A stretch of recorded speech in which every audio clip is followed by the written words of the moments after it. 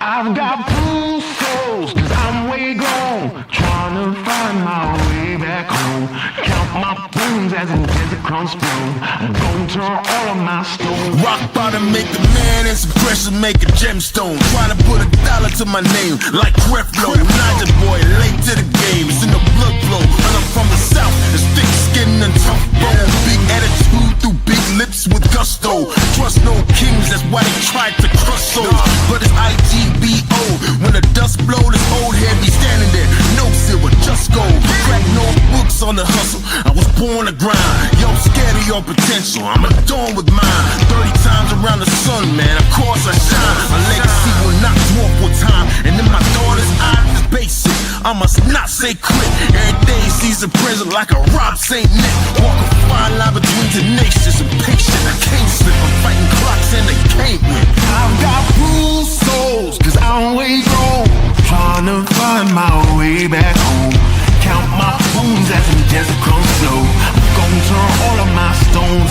I've got bruised souls, cause I'm way gone, trying to find my way back home. Who that soldier in the mirror? Oh, oh. I'm gonna turn all of my stones.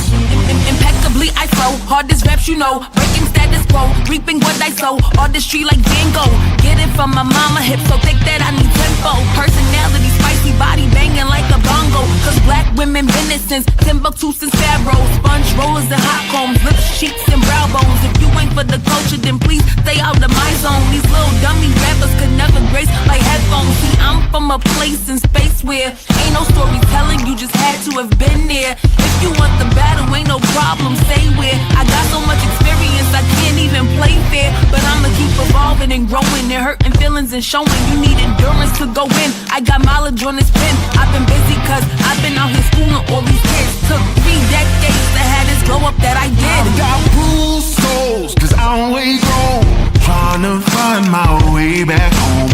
Count my bones as in desert crumbs flow. I'm gonna turn all of my stones. I've got bruised souls, cause I'm way gone, trying to find my way back home. Who that soldier in the mirror? Oh, oh. I'm gonna turn all of my stones. Turn all of my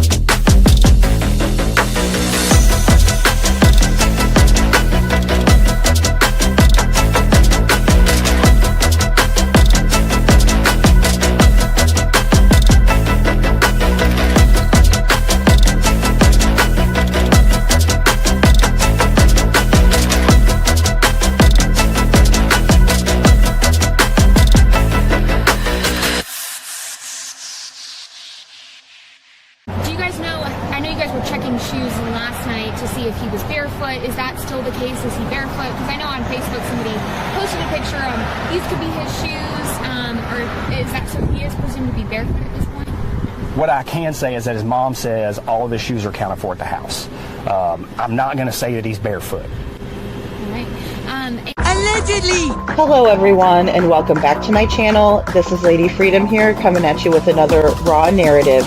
Here's a brief disclaimer for tonight's show. Let's watch.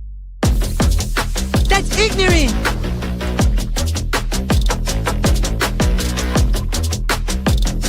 Allegedly, that's ignorant!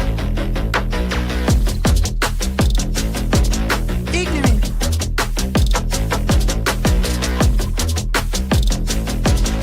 Judgment, Austin. Oi, you read my thoughts. You've got the shinin. You mean shining? Shh, you wanna get sued? Judgment, Austin. You just use that shin of yours to call me and I'll come a-running. But don't be reading my mind between 4 and 5. That's Willie's time. Hey, yo, boss. I love it when he does that.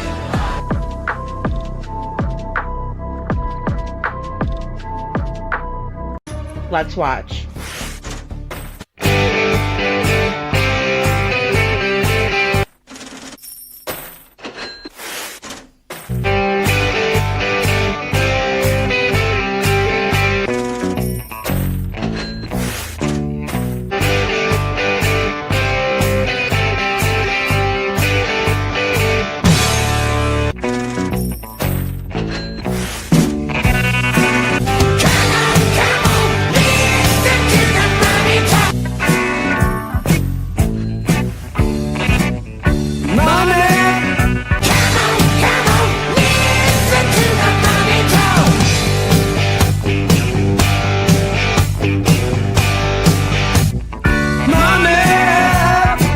Don't get me back to good bullshit.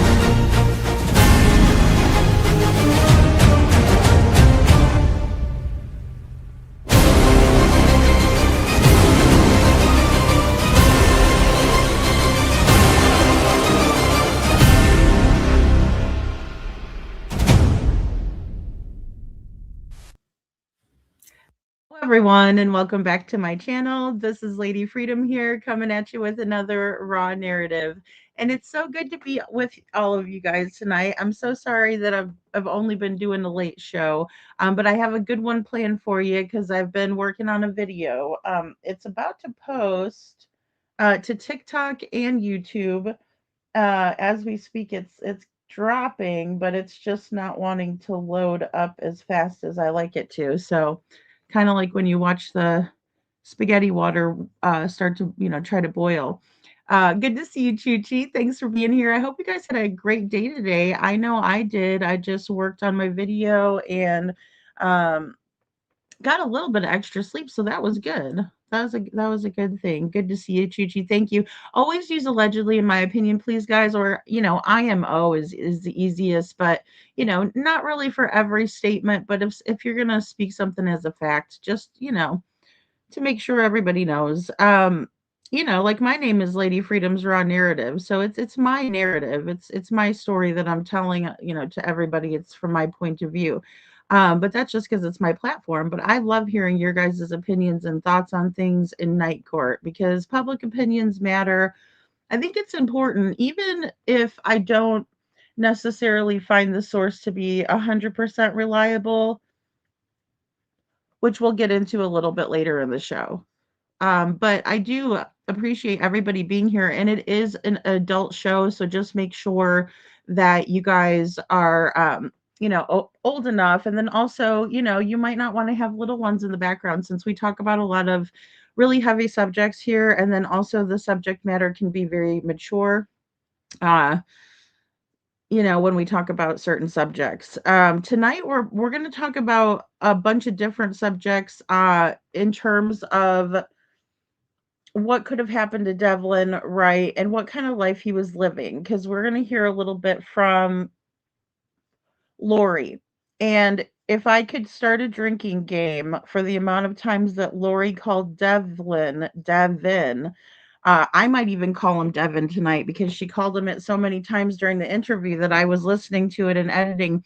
But a lot of it I took out. Basically, I was trying to get her words on different questions that were asked, but mainly I wanted to get, um, her perspective on it. So, and I appreciate her perspective a lot, contrary, to any opinion I may have.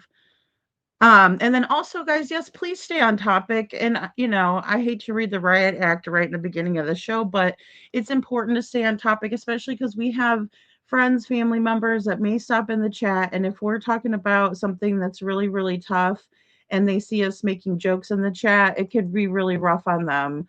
And I don't ever want to do that. And also just to double on that, please don't say like in detail ever what you think may or may not have happened to their family member because that also is distasteful and can hurt people.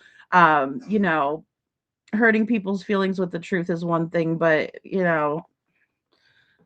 saying things that could really upset somebody it's a completely different thing, right? Free speech, not hate speech. But that's just, yeah, don't come in here and say, well, I think that someone was chopped up and did this happened or that, because we can just say met with foul play, please. But yeah, that's only stipulations. And Bo, is so good to see you. Thank you for being here. Hugs to you too, Bo. Little Miss Sharon, thank you so much for being here. Also, I see Holly S in the chat. Thanks for the blue hearts, guys. I so appreciate the blue hearts. I think we're getting really, really close. And thank you, Chuchi, for the purple and green hearts and our hawks, or excuse me, I call it a hawk, and eagles for another case that we're going to be getting into as well, Zachary's case. I just haven't had a chance, but into the new year, we'll be covering a few cases. I also have one of our chatters that would like to share her story, and I just haven't been able to get the time to devote, because when I talk to people, I want to listen to what they're saying and I want to take everything in. And I take notes and I record conversations, right? So that way I play Oprah sometimes. Um, Here we go. It says little Miss Sharon. I'm so excited to be here with you guys. You guys are the best. So also Cinderella is here. And yeah, Cinderella, I know. Well, and I try to do advertising a little bit on TikTok, but I know you're not really supposed to do that too often. But I just say, live conversation on the tubes because I can go live on TikTok. They told me I could go live, but I don't know how to do it. And so, we're gonna try that. We're gonna try that probably next week. Um, I just don't know how to get mods over there and stuff. So if you guys are TikTokaholics, let me know how I can do this because I don't know how to do it. Hey Meow, good to see you. And I mean, I'm sure I just hit the live button and boom, I'm on there. But I mean, I'm saying like I don't want people in there saying whatever, that they feel like. I say free speech, and then I say I don't want everybody saying whatever they feel like saying over there. But we do as creators, we're held to a standard, so to speak, of what everybody says. And thanks for being here, Meow. And everyone who hits the like button or boosts my videos with the hype button or hype points, you guys are amazing. Thank you so much. And Shadow, good to see you. And hey, Rob Beanie. Oh my gosh, Rob Beanie's dabbing in the chat. I gotta make sure there's nothing in my eyes now. So good to see you. Oh, I miss you too, Rob Beanie. So amazing to have you here tonight. And hey, Hope Float. So good to see you. Ah, look at all the dabs. I love when Rob Beanie's here because she always dabs in the chat. Hey, Gail. And Gail, thank you so much. That's right. We are Devlin's army. We are Sebastian's army. I tried to put on TikTok, they have like a little what's on your mind thing. So I always try to add Sebastian and Devlin Tate to that, and today I said, but you can't see all of it. I guess maybe if you click on it, but I'm hoping for them to come home for Christmas, both of them. Not one more than the other. Um, because it's rough for their family. Sometimes we take people for granted, in our lives, and we don't realize that, even if somebody's a young person, they could just be gone in an instant. And so that's a tough thing to deal with. And I see that a lot in this family. So I do want to keep that in mind with some of the, conversations that we're going to have tonight with this video. Lori is a neighbor, and I would have looked up her correct spelling if she had said Devlin, but she kept saying Devin, so that was my that was my one thing. I didn't care if her name is spelled Lori. That's how I spelled it. I'm sorry. That's just my I guess you could call it. I'm a little bit biased towards Devlin, right? It's all about him. And for somebody who knew him really well, I hope she didn't call him Devin all the time. I'm sure she did. Um, Valley Gal, I don't think there was malice involved in it, guys, but I'm just saying, I'm a little protective of this kid because, he's 19, right? But Devlin has autism. He also has a rare chromosome deletion, and then it's said that he has some other things going on as well. But when I look at Devlin, I like to think of Devlin as just Devlin. And so he's kind of like maybe like a 16, 17, sometimes can regress in behaviors, or if he's having a meltdown, right? Because we understand that that's what happens with children on the spectrum or individuals on the spectrum. Sometimes people's brain power does stunt at a certain age, but I never underestimate anyone. And some people require more care than others, right? We're all individuals. And so when it comes to your family, you would think that they would understand that, but I don't know that anyone understood that. I'm not sure. I've yet to find anyone, even the teacher's aide, which I was very surprised. And it's not that I did not like the teacher's aide or find her reliable. I did. I both are true. I find her to be reliable, and I find her to be, someone who cared about Devlin. No doubt about it.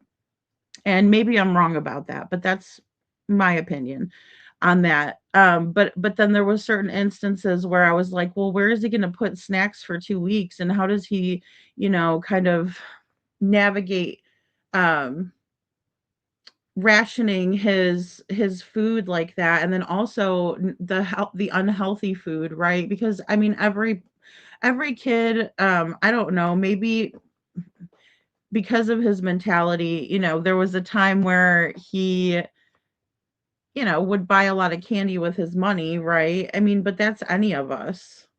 I remember buying a bunch of candy with my money, but like when I was 18 and I was first on my own, I didn't just go off and buy a bunch of candy, right? You understand you have to buy stuff for your refrigerator so you could cook, whatever, even if it's frozen pizza or what have you.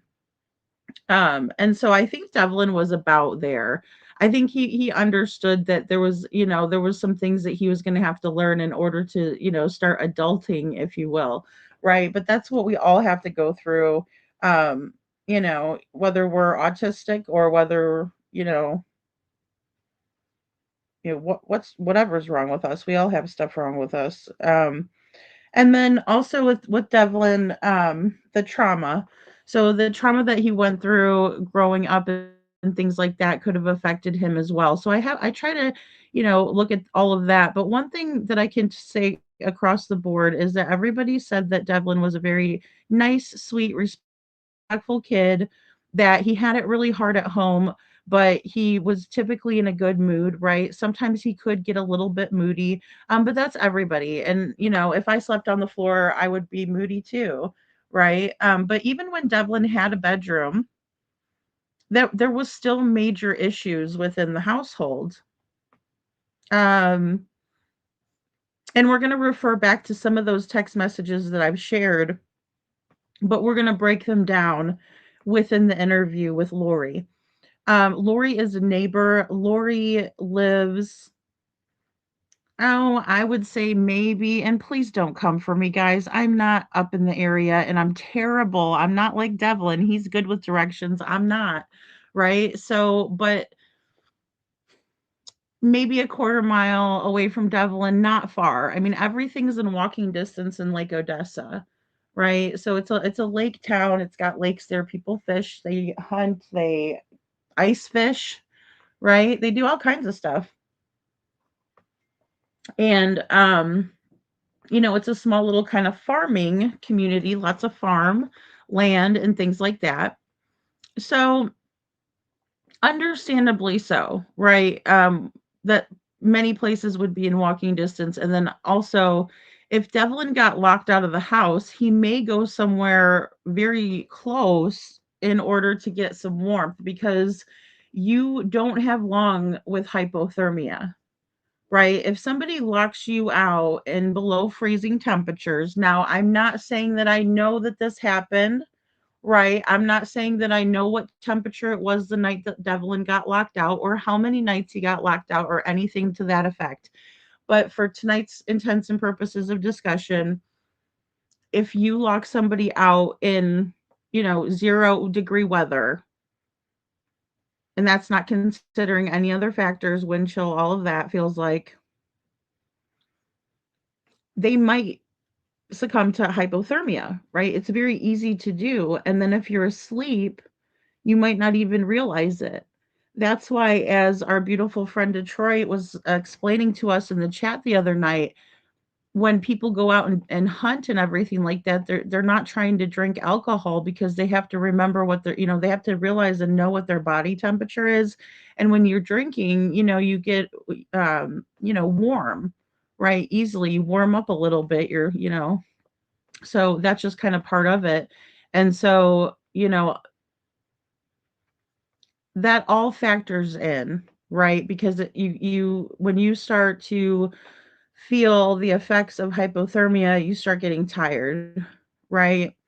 And so poor Devlin, I don't know what kind of weather he was out in, guys. I don't know how many nights he snuck into the barn. She didn't really even talk very much about that, to be quite honest with you. And we're going to see it as soon as it loads on here. It's driving me nuts already. 91% on TikTok. So, and about 15 minutes on YouTube. So, but either way, I have to consider that, he was living in some very dire circumstances when you think of it that way. But he survived it, right?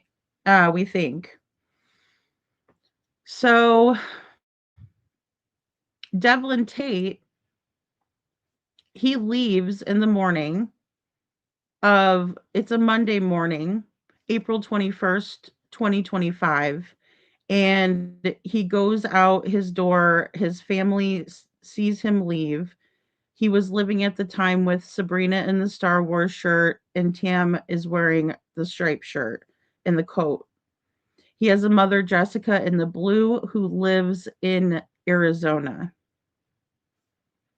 Okay, so Devlin is 18 years old, just about to turn 19, leaves the house around 7:28 a.m. according to Tam and Sabrina.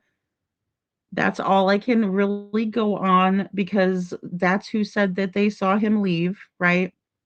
And I will say that Tam's stories have started to line up with my research, right? So I'm always double checking and making sure of people because I have to, because I have no choice.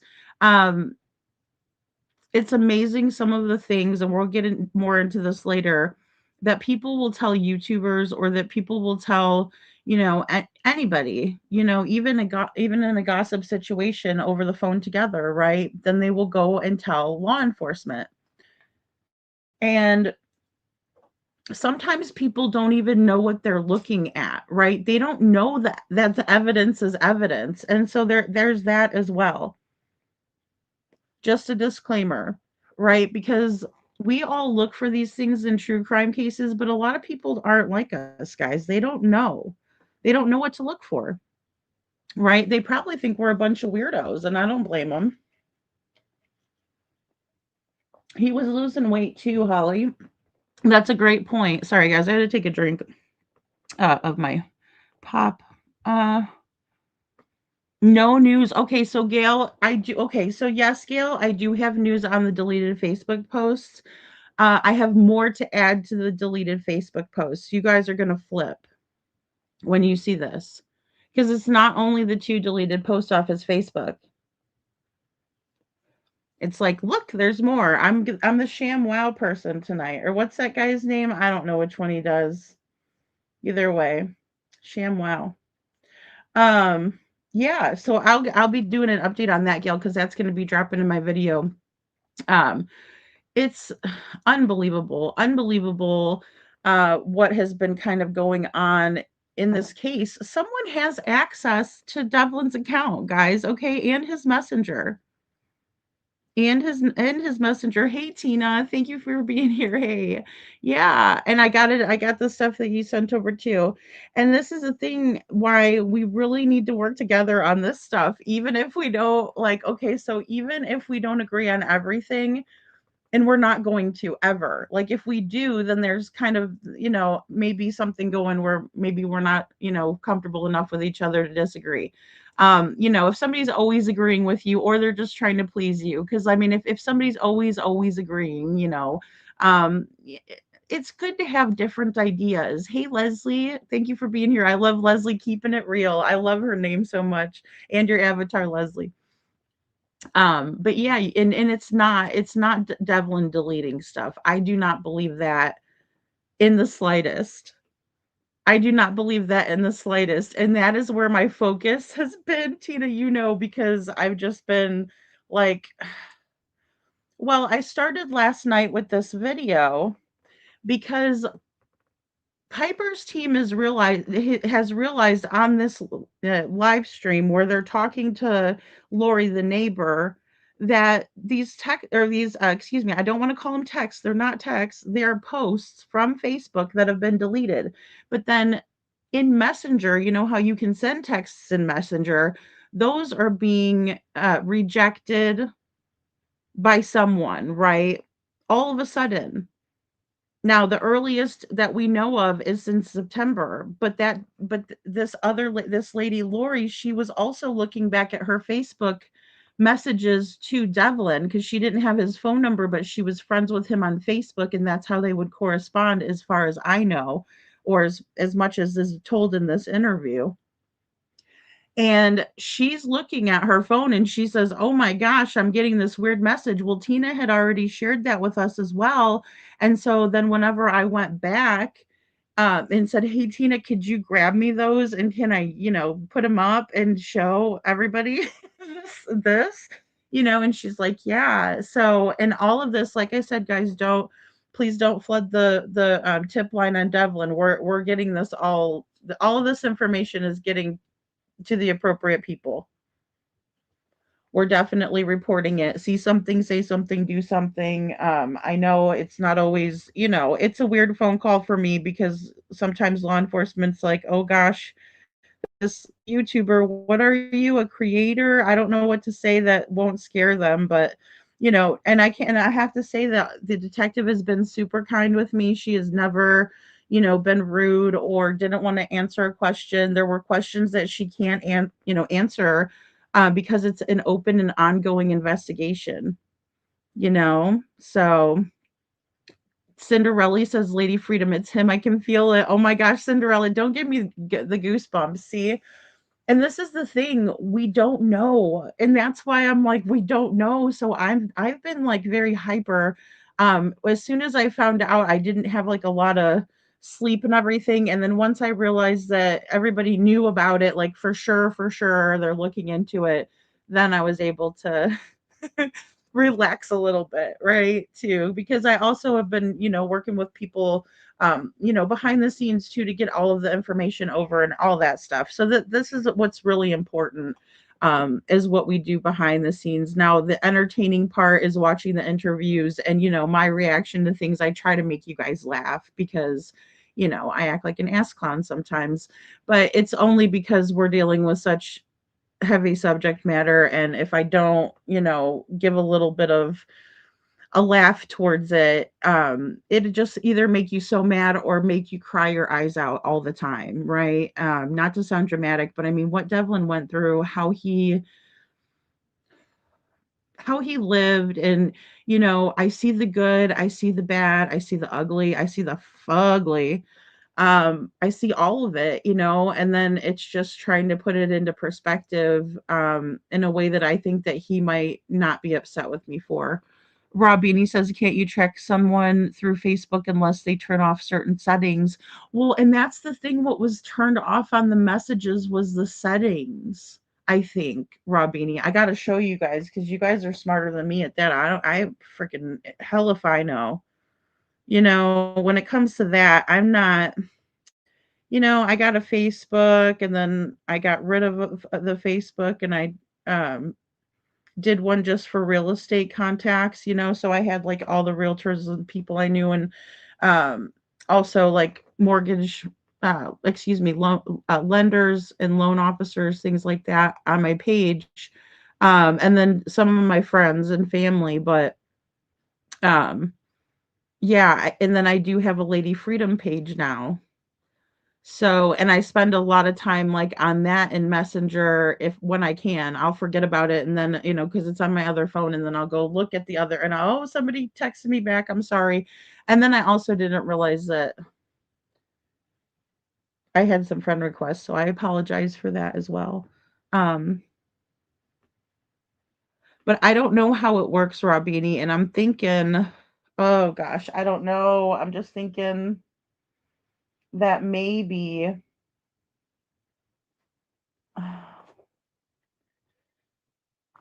I guess I could have put like plugged in the little saying thing. I'm gonna see if I can see what it said. Oh, here it goes. Okay, hold on. Let me edit this and then I can put it out because it's just dropping now. As long as because I have to set it to private first and then they check it.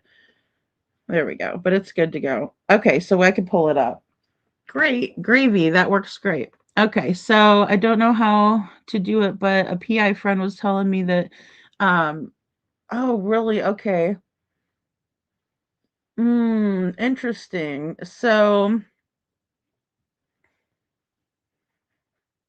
I don't, and that's the thing. I don't know exactly what that I've never got that message before, like request denied or something like that. Huge red flags, Holly. So good to see you. Huge red flags. And I was so blown away by it that I was like, well, the second I started trying to watch the interview with Lori, and the second that I heard that the Facebook messages were deleted, I went over, I clicked off the live and went over and looked, and I was like, oh, no fucking way. And then I went and looked at all of my messages, and I'm like, oh, hell no. And then I'm like, oh, I got to go over here and call the police. And I did right away. Because we can't wait on this stuff, you guys, because like, they could track him to a location that he's no longer at. If Devlin's really, on foot and stuff. And he's 18, excuse me, he's 19. He was 18 when he went missing, but he's 19 now. So he has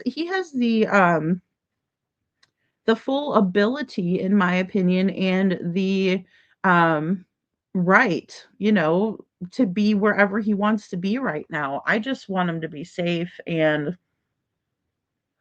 I want the police to be able to find him and say, "Look, he's not missing, guys. He's nobody needs to know where." And honestly, I wouldn't because of because it's dangerous for him.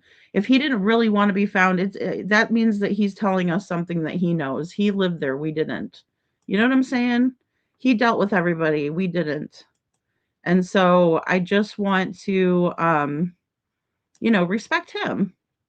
But let me go ahead and pop this up. But I think you guys are onto something. Everybody is onto something with that because we could be right. Anybody could be right in that circumstance.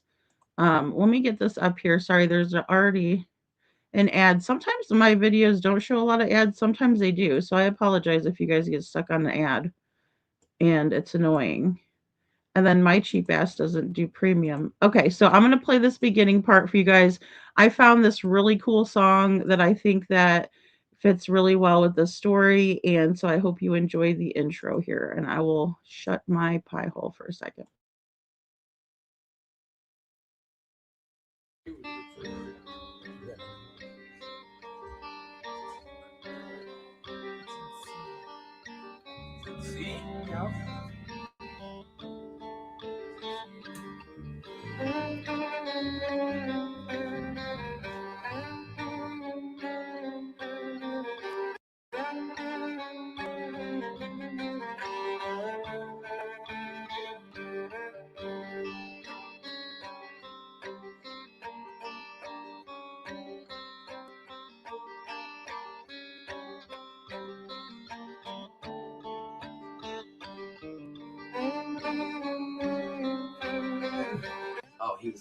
Can I hug you? Because you've been missing him.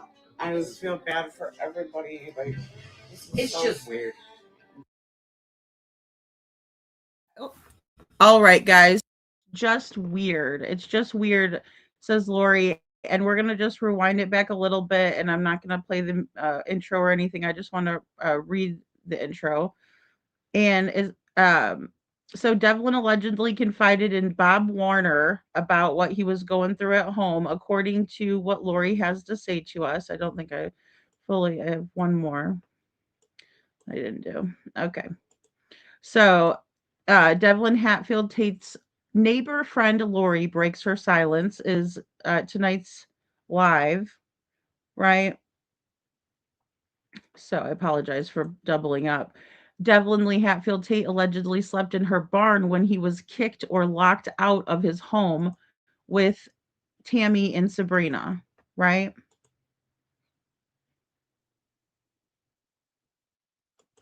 Devlin allegedly confided in Bob Warner about what he was going through at home. Now, this is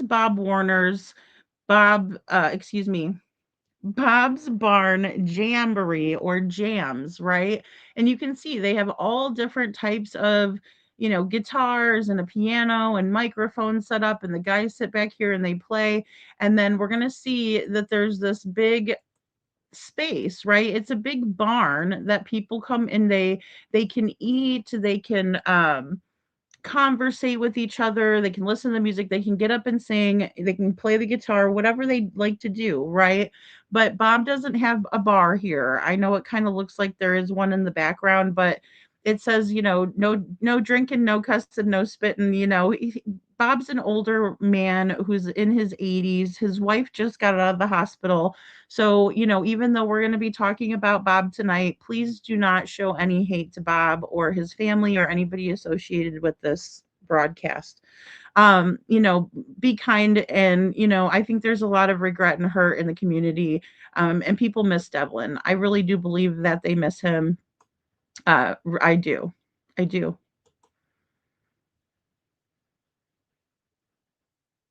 All right, so we have Devlin Lee Hatfield Tate has been missing from Lake Odessa, Michigan since the morning of April 21st, 2025.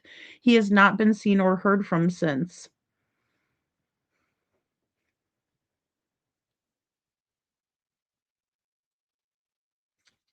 And I just think it's only a matter of time until they find Devlin. And if you have any information on the disappearance of Devlin Tate, please contact Ionia County Sheriff's Office. Is 616-527-5737 or dial 911 if you see him. Case number is SH 25-2, excuse me, 25-02417.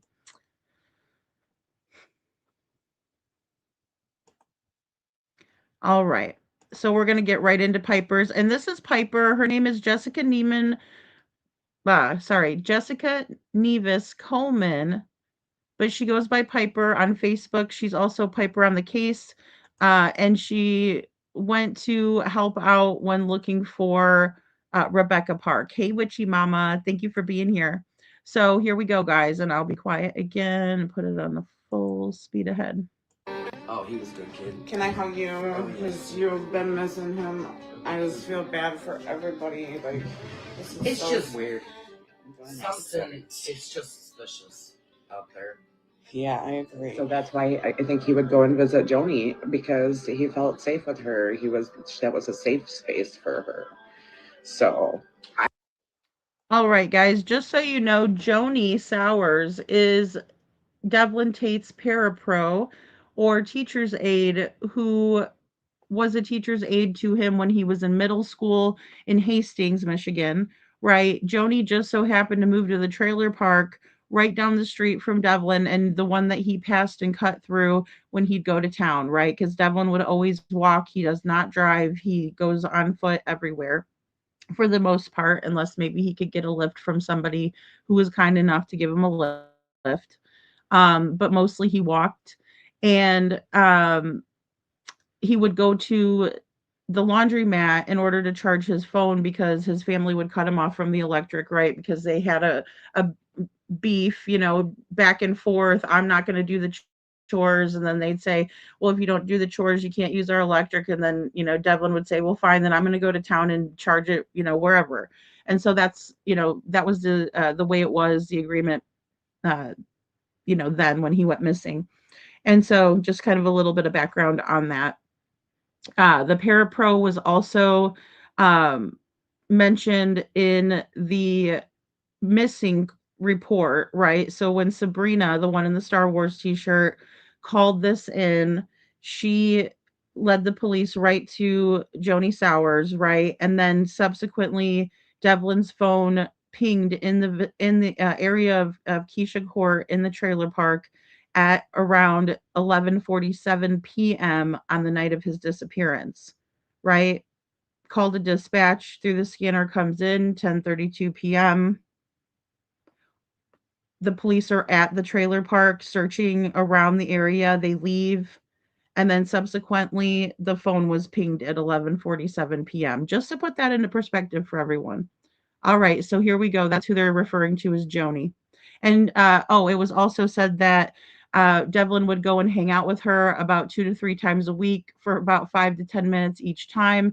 She never did allow Devlin to come into her home because of her professional position. I figured he would have come back here. yeah, because this is a safe space for him as well. Yeah. But I think I kind of hurt his feelings because he wanted to move in. That's what you said. So tell me a little bit about that.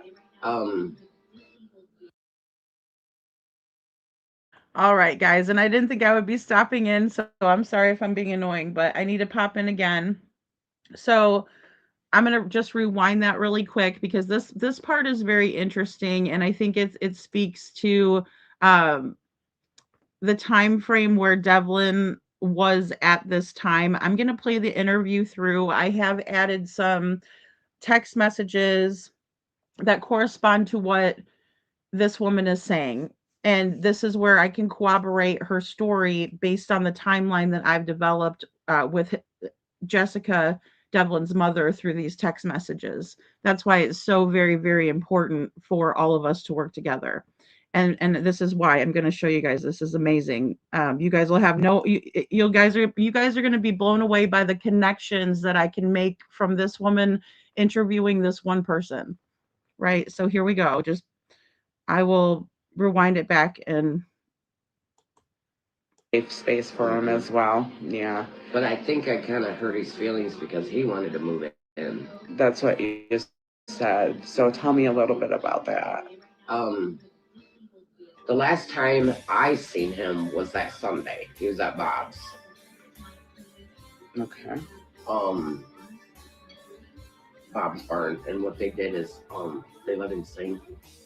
Oh, so that was Sunday, Easter Sunday? Yep. On Easter Sunday, he's Yep. staying at Bob's Barn. Yep. Okay. But he had a problem with his phone, and he was really not happy that day. Yeah. And he ate and that stuff and was goofing around with the guys because, the guys always, cared for him. They let him do what he wanted to do, even though he was autistic. And, we let him sing. Who cares? Right. And he was excited because me and Ralph were going to hire him to do jobs for us. And we told him that we'd give him $15 an hour and that stuff. And then all of a sudden he disappeared. And he told me he ate dinner with a couple, and I do not remember their names. On Easter Sunday, it wasn't his family. It wasn't his family. It had to be some friends or something. Okay, because I feel like Sabrina said that they were together for Easter Sunday. And then all of a sudden, I don't know. I asked Ralph, I said, All right, really quick, guys. So this is my best timeline for Easter Sunday, right? Because a lot of the times when I start asking people about Easter Sunday, about Monday, April 21st, the next day, everybody seems to have selective memory. Okay, and not everybody, but quite a few. And we've talked about this, right? So, and that's all right. They don't have to tell me, and I understand. It's probably easier to kind of make something up or whatever the reason is. I'm not mad. I'm just saying it's been hard to pin this down. But from what I know, Devlin, woke up, did his regular thing, right? He did not get a ride from Lorraine and Sandra to the church, but they all did go to the church to eat. Devlin ended up eating with Pastor Marilyn. I know this because I talked to Pastor Marilyn, right? But I don't, again, want anybody to go after her, right, or say anything to her. She's the one that doesn't have the selective memory, and you guys will see that later in the slides. But yeah, she was forthcoming with me, and what she said is that Devlin was in a really great mood that day, that she ate with him, that they had dinner with 2 other people, right? And I didn't ask those people's names or anything like that. I don't need to know that. I just need to know that she saw him that day and, what kind of mood he was in, really, and, just a little other bits of questions that we discussed and things that she wanted to share with me. But I do want to just put that out there that, yes, I know about these people. They don't know about these people, but I do. And he got an Easter basket from Pastor Marilyn, which was really sweet of her. And he left, and he said that he was going to meet his girlfriend at Swifty's, right, park. And I still don't know anything about that part of it, but I will say that, he left the church with his Easter stuff that was given to him by the church. He was in a good mood when he left, and he stopped over at another church member's house. Again, I don't need their name or their address, or none of us do.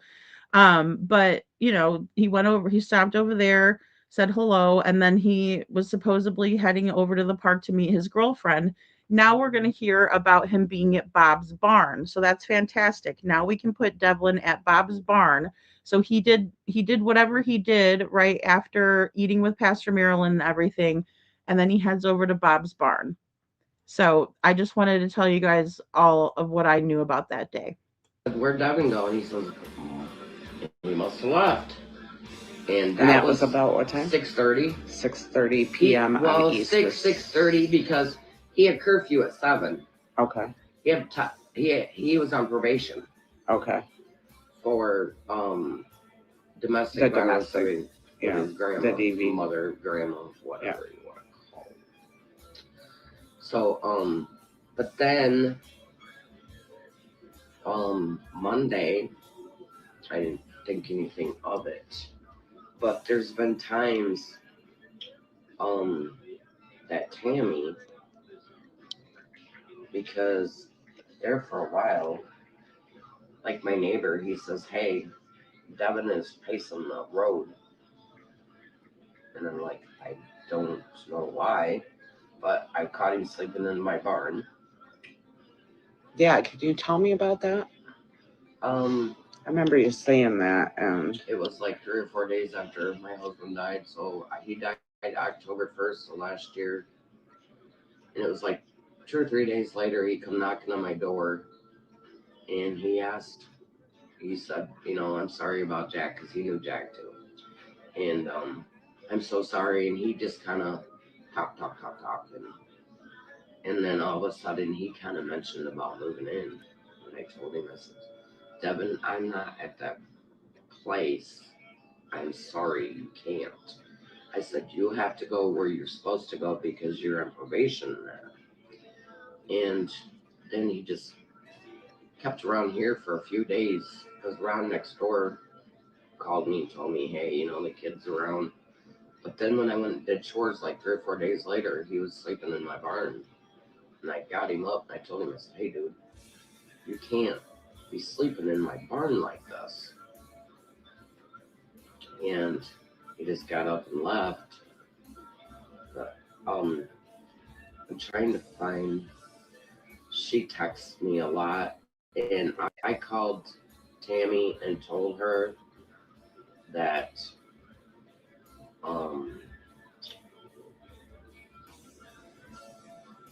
I had a conversation with Tammy saying, hey, March 9th at 11:19 a.m. Hey, Lori, was Devin. Okay, guys, so I want to pop in here. Hey, Kiki, good to see you.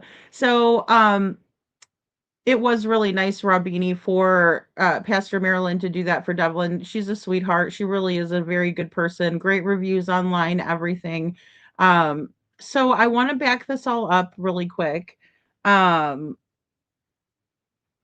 and just do a brief recap for everybody coming in.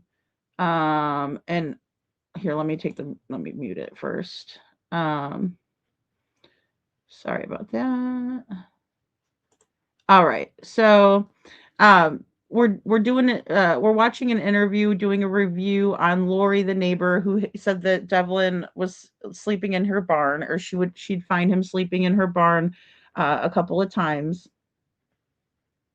So she talks about how Devlin came to her and said he wanted to move in with her, and that was around the time that her husband had passed away in October of 2024, right? Hey, live a little. So it's gonna be you're just in time for the recap.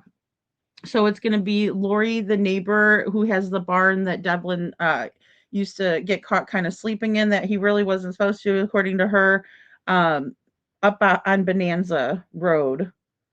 Um, so her and there's gonna be a part where yeah, but her and Ralph allegedly, and Ralph, I don't know who Ralph is, if that's the new guy that she's with after her husband. I'm assuming so, though.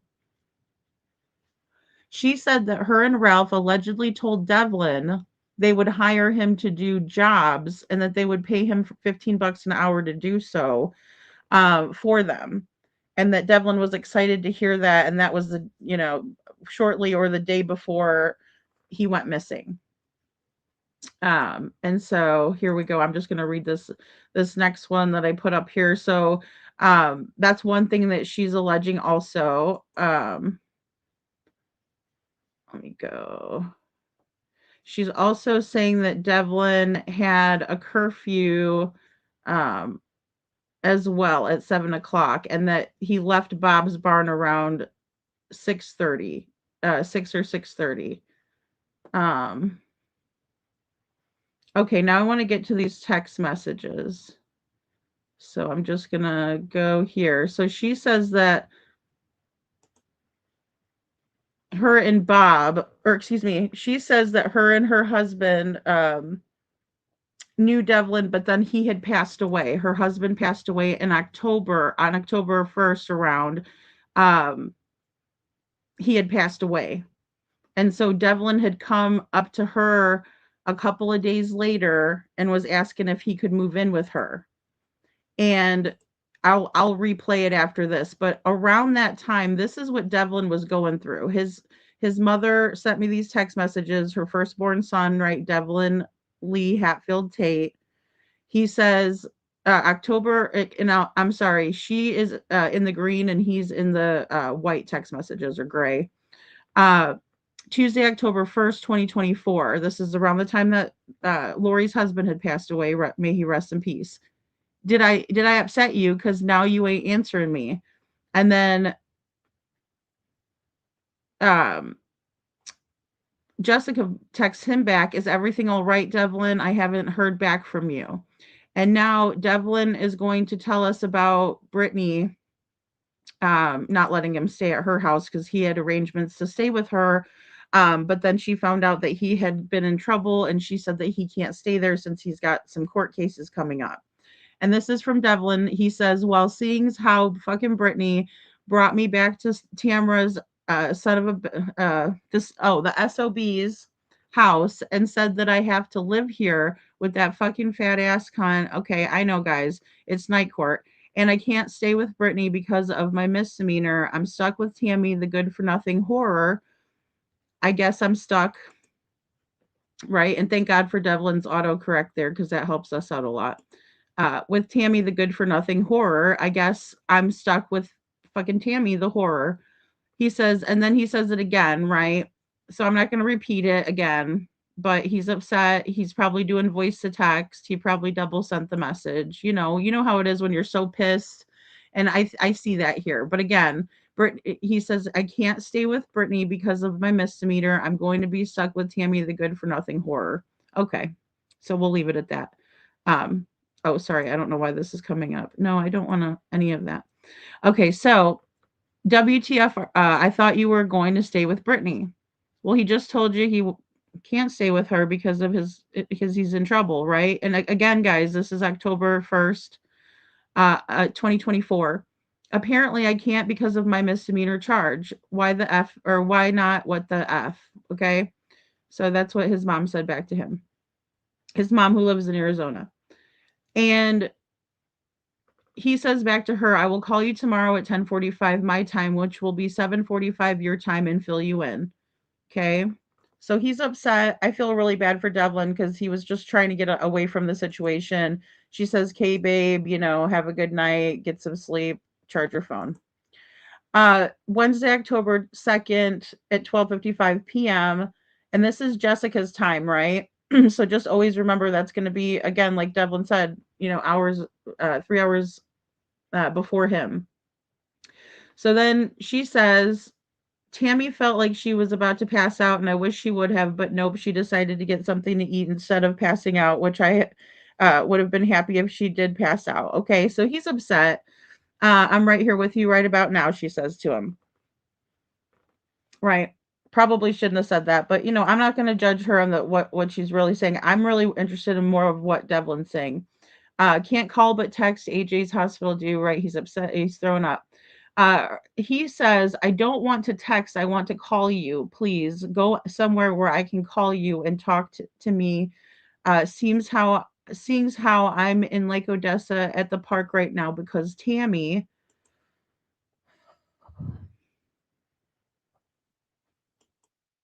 decided to threaten my life, and Sandra's because Tammy slapped her and she told her that she had better not lay a hand on me nor her again. And when she told Tammy that,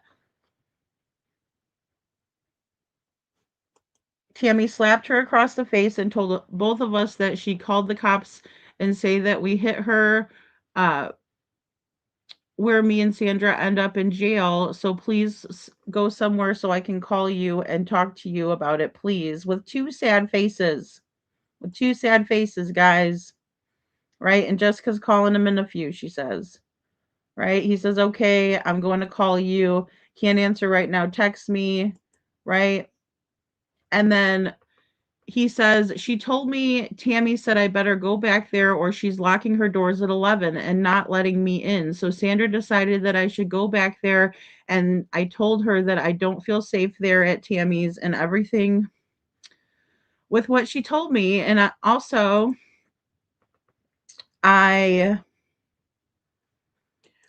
had Sabrina on the phone, and Tammy was going off about Bill, technically, dad, Bill, technically, and everything about me not caring about him. Shit, well, Sabrina told her that she needed to straighten up or she was going to come over there sometime. So they're all fighting, guys. They're all fighting, and set her mother straight, everything. And Tammy told her that she can go F herself and she don't want her on her property, blah, blah, blah, blah, blah. And she's going to tell me what she wants to tell me and she doesn't give a shit. And that Sabrina told her, I mean, this is a lot, guys, right? That if she does, she's going to be kicking her mother's ass and everything. And that's what I told Sandra. And while Sandra said, I think you still need to go back there so you're not out in the cold all night, and just go there and go to your room and don't talk to her, right? And everything.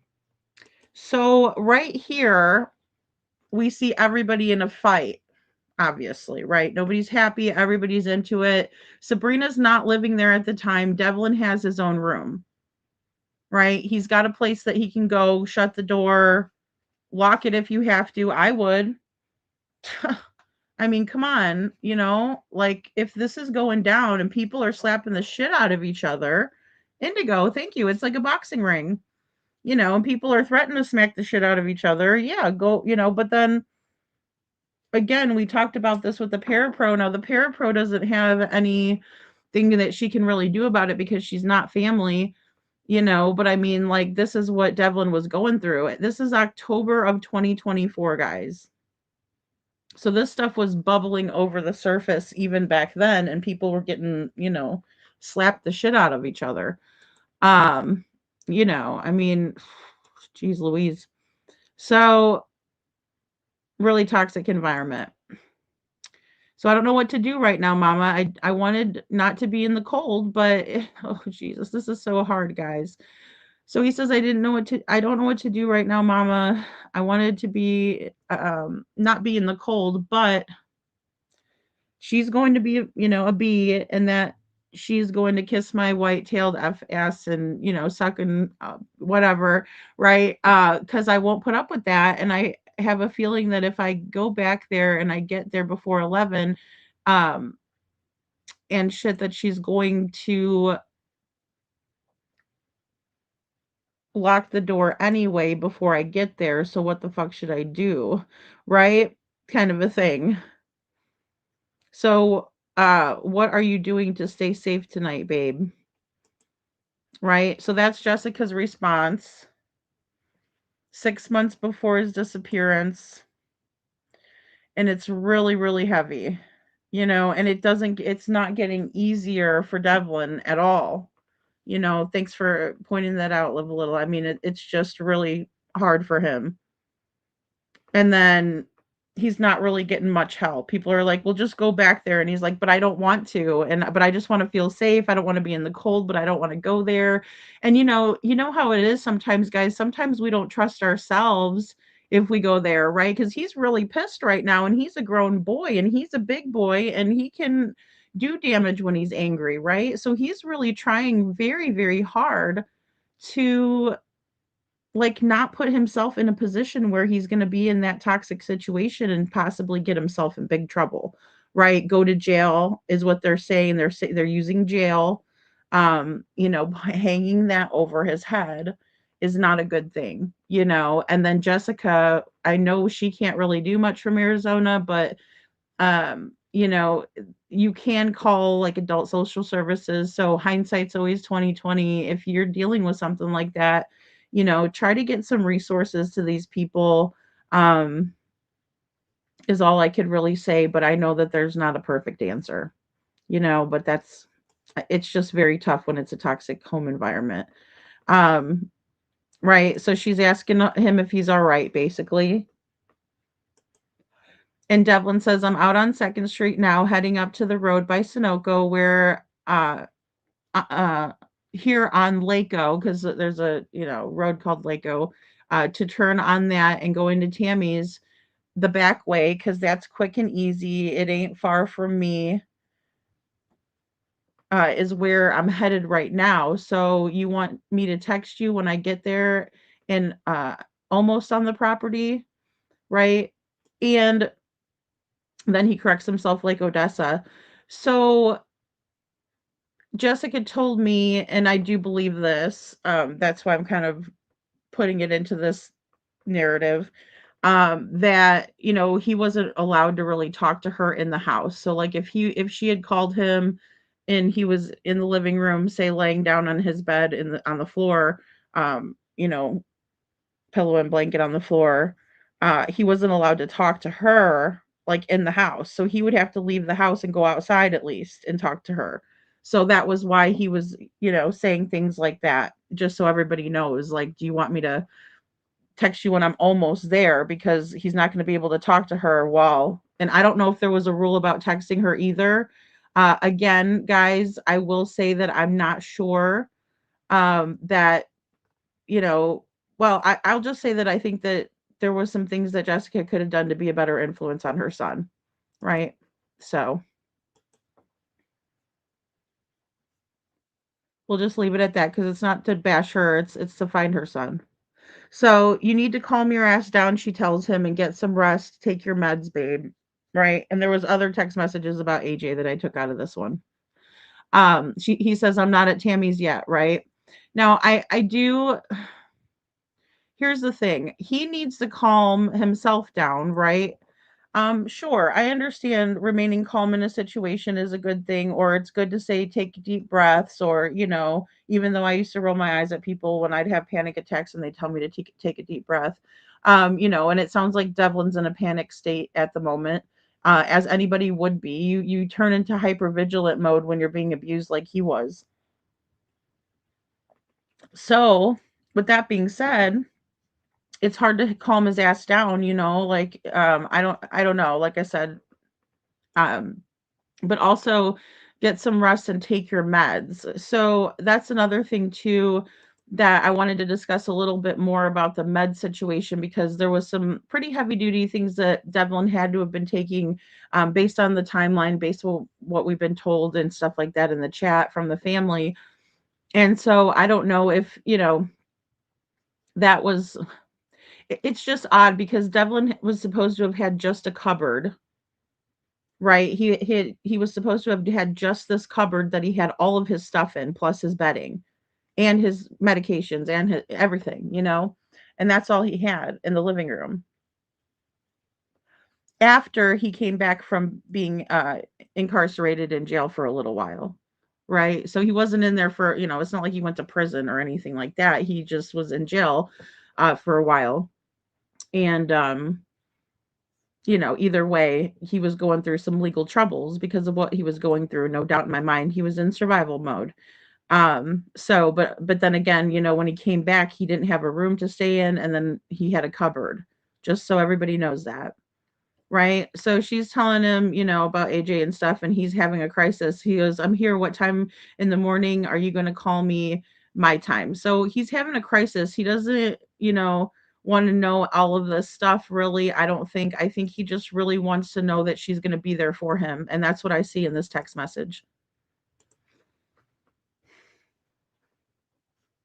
So he's letting her know he's okay. And then please call me in the morning. And then he says, don't call me, just text only, right? Because he'll be in trouble if she calls him.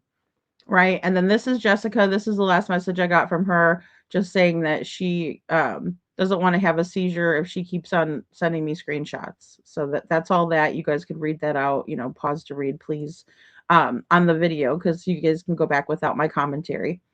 All right, guys, and I think that's all that I have to share for right now. Oh, until this part. Okay, so yeah, let's just back up to this part.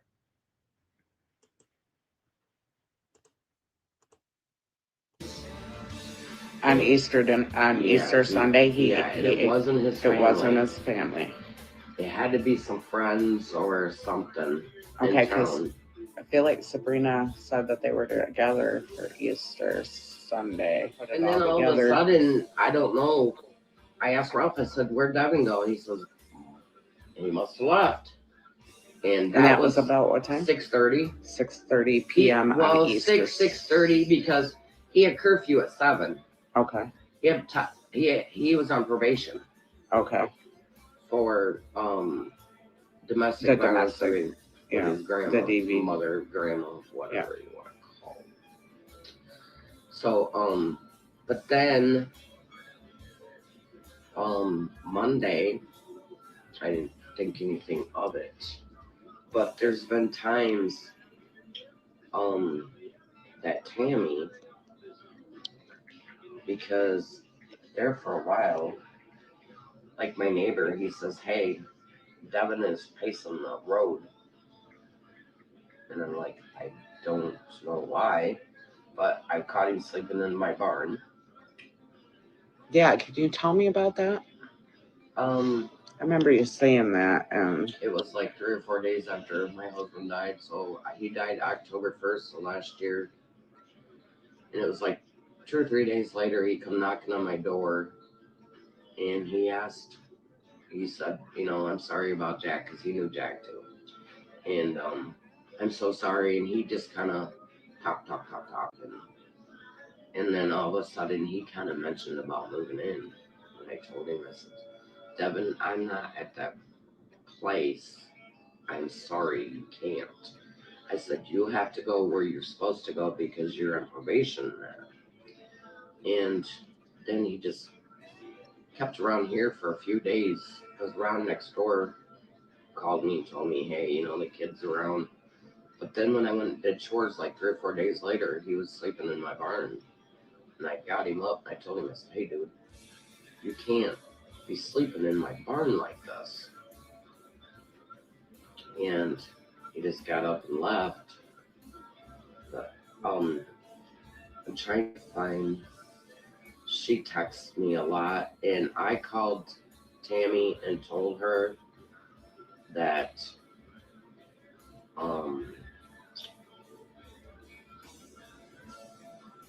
I had a conversation with Tammy saying, "Hey, March 9th at 11:19 a.m. Hey, Lori, was Devin at your house by any chance yesterday?"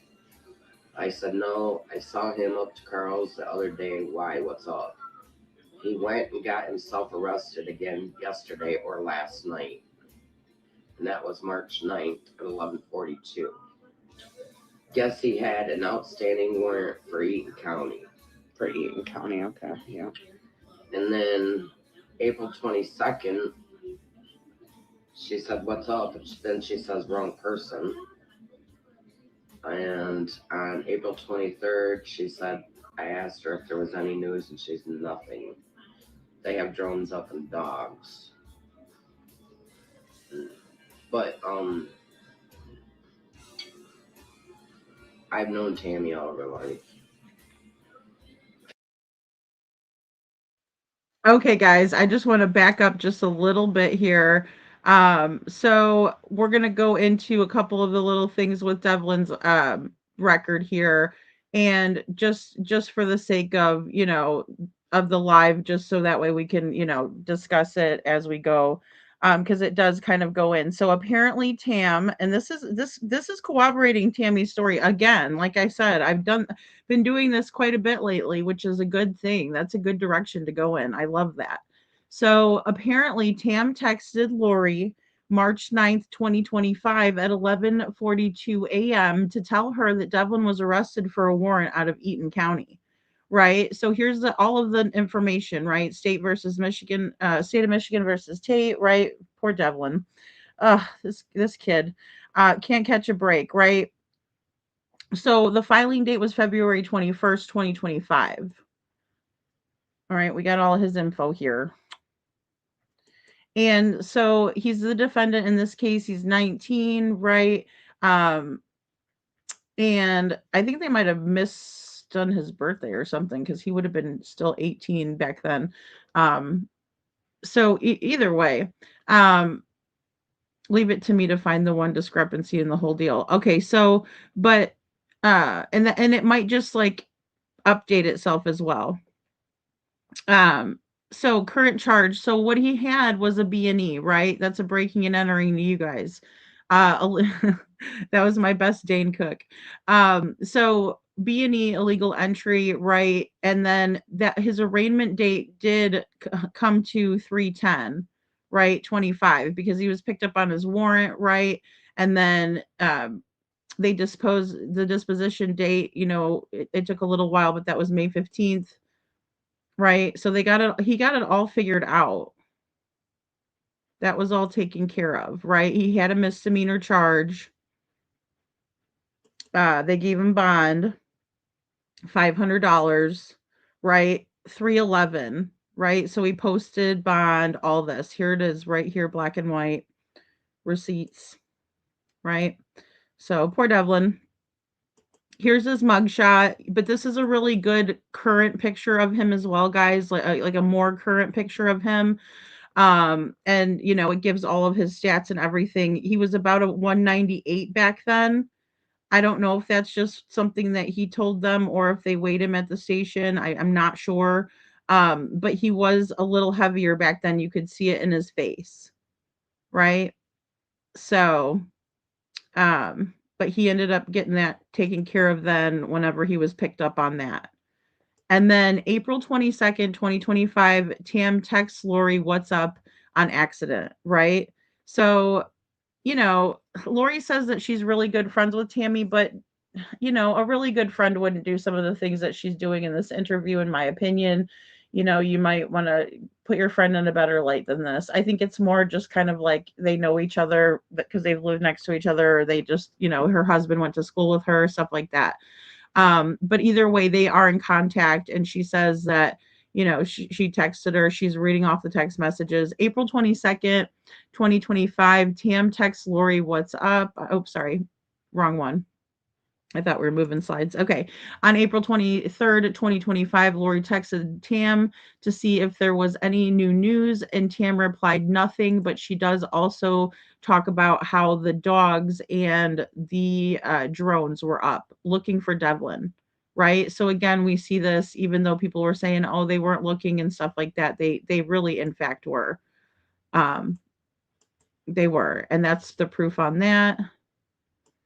Okay, and I just want to make sure there's nothing else that I had to read here for you guys. Okay, no, we're just going to go back just a tad.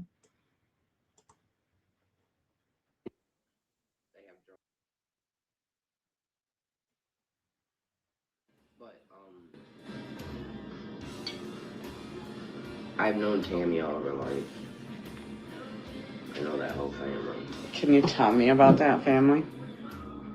They were gonna pop the piston. Yeah. She, when I was married, I've been married twice. My first husband knew her very well because they went to school. And I remember taking a huge dumpster. I remember she was going to lose the kids, and we went in and cleaned her house because CPS was involved. Okay. I mean, Tammy's a good person and everything, but I don't know, she's just different. And the day I found out that he was missing, I went up to the fire department because he was here. I could feel it. And my guy that I'm seeing take care of, he's psychic. And he told me he's at your house, or he's been at your house. Now, I don't remember. I think it was the fire department or Sabrina. I can't remember, but they said that the dogs were out here. And he came to my house on Tuesday to the door, and the dogs tracked him back, and he was going toward back home. Going towards back home. Yep. Okay, and that was on Tuesday Mm-hmm. that the dogs tracked him here to your house and then to the end of your driveway going back towards home is what you, okay. And then I mentioned... And what, do you know what time that was? No, I don't. No? Because I wasn't really staying here at the time. Okay. He he had to Was be. anybody here when the dogs came here, or nobody was home? Nobody so was there's here. no way to verify if the dogs were really here. Right.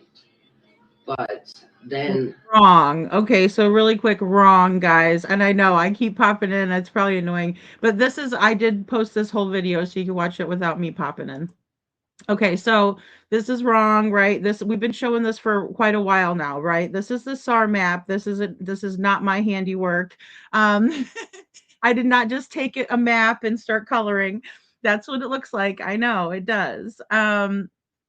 It does look that way. And you know, when you take all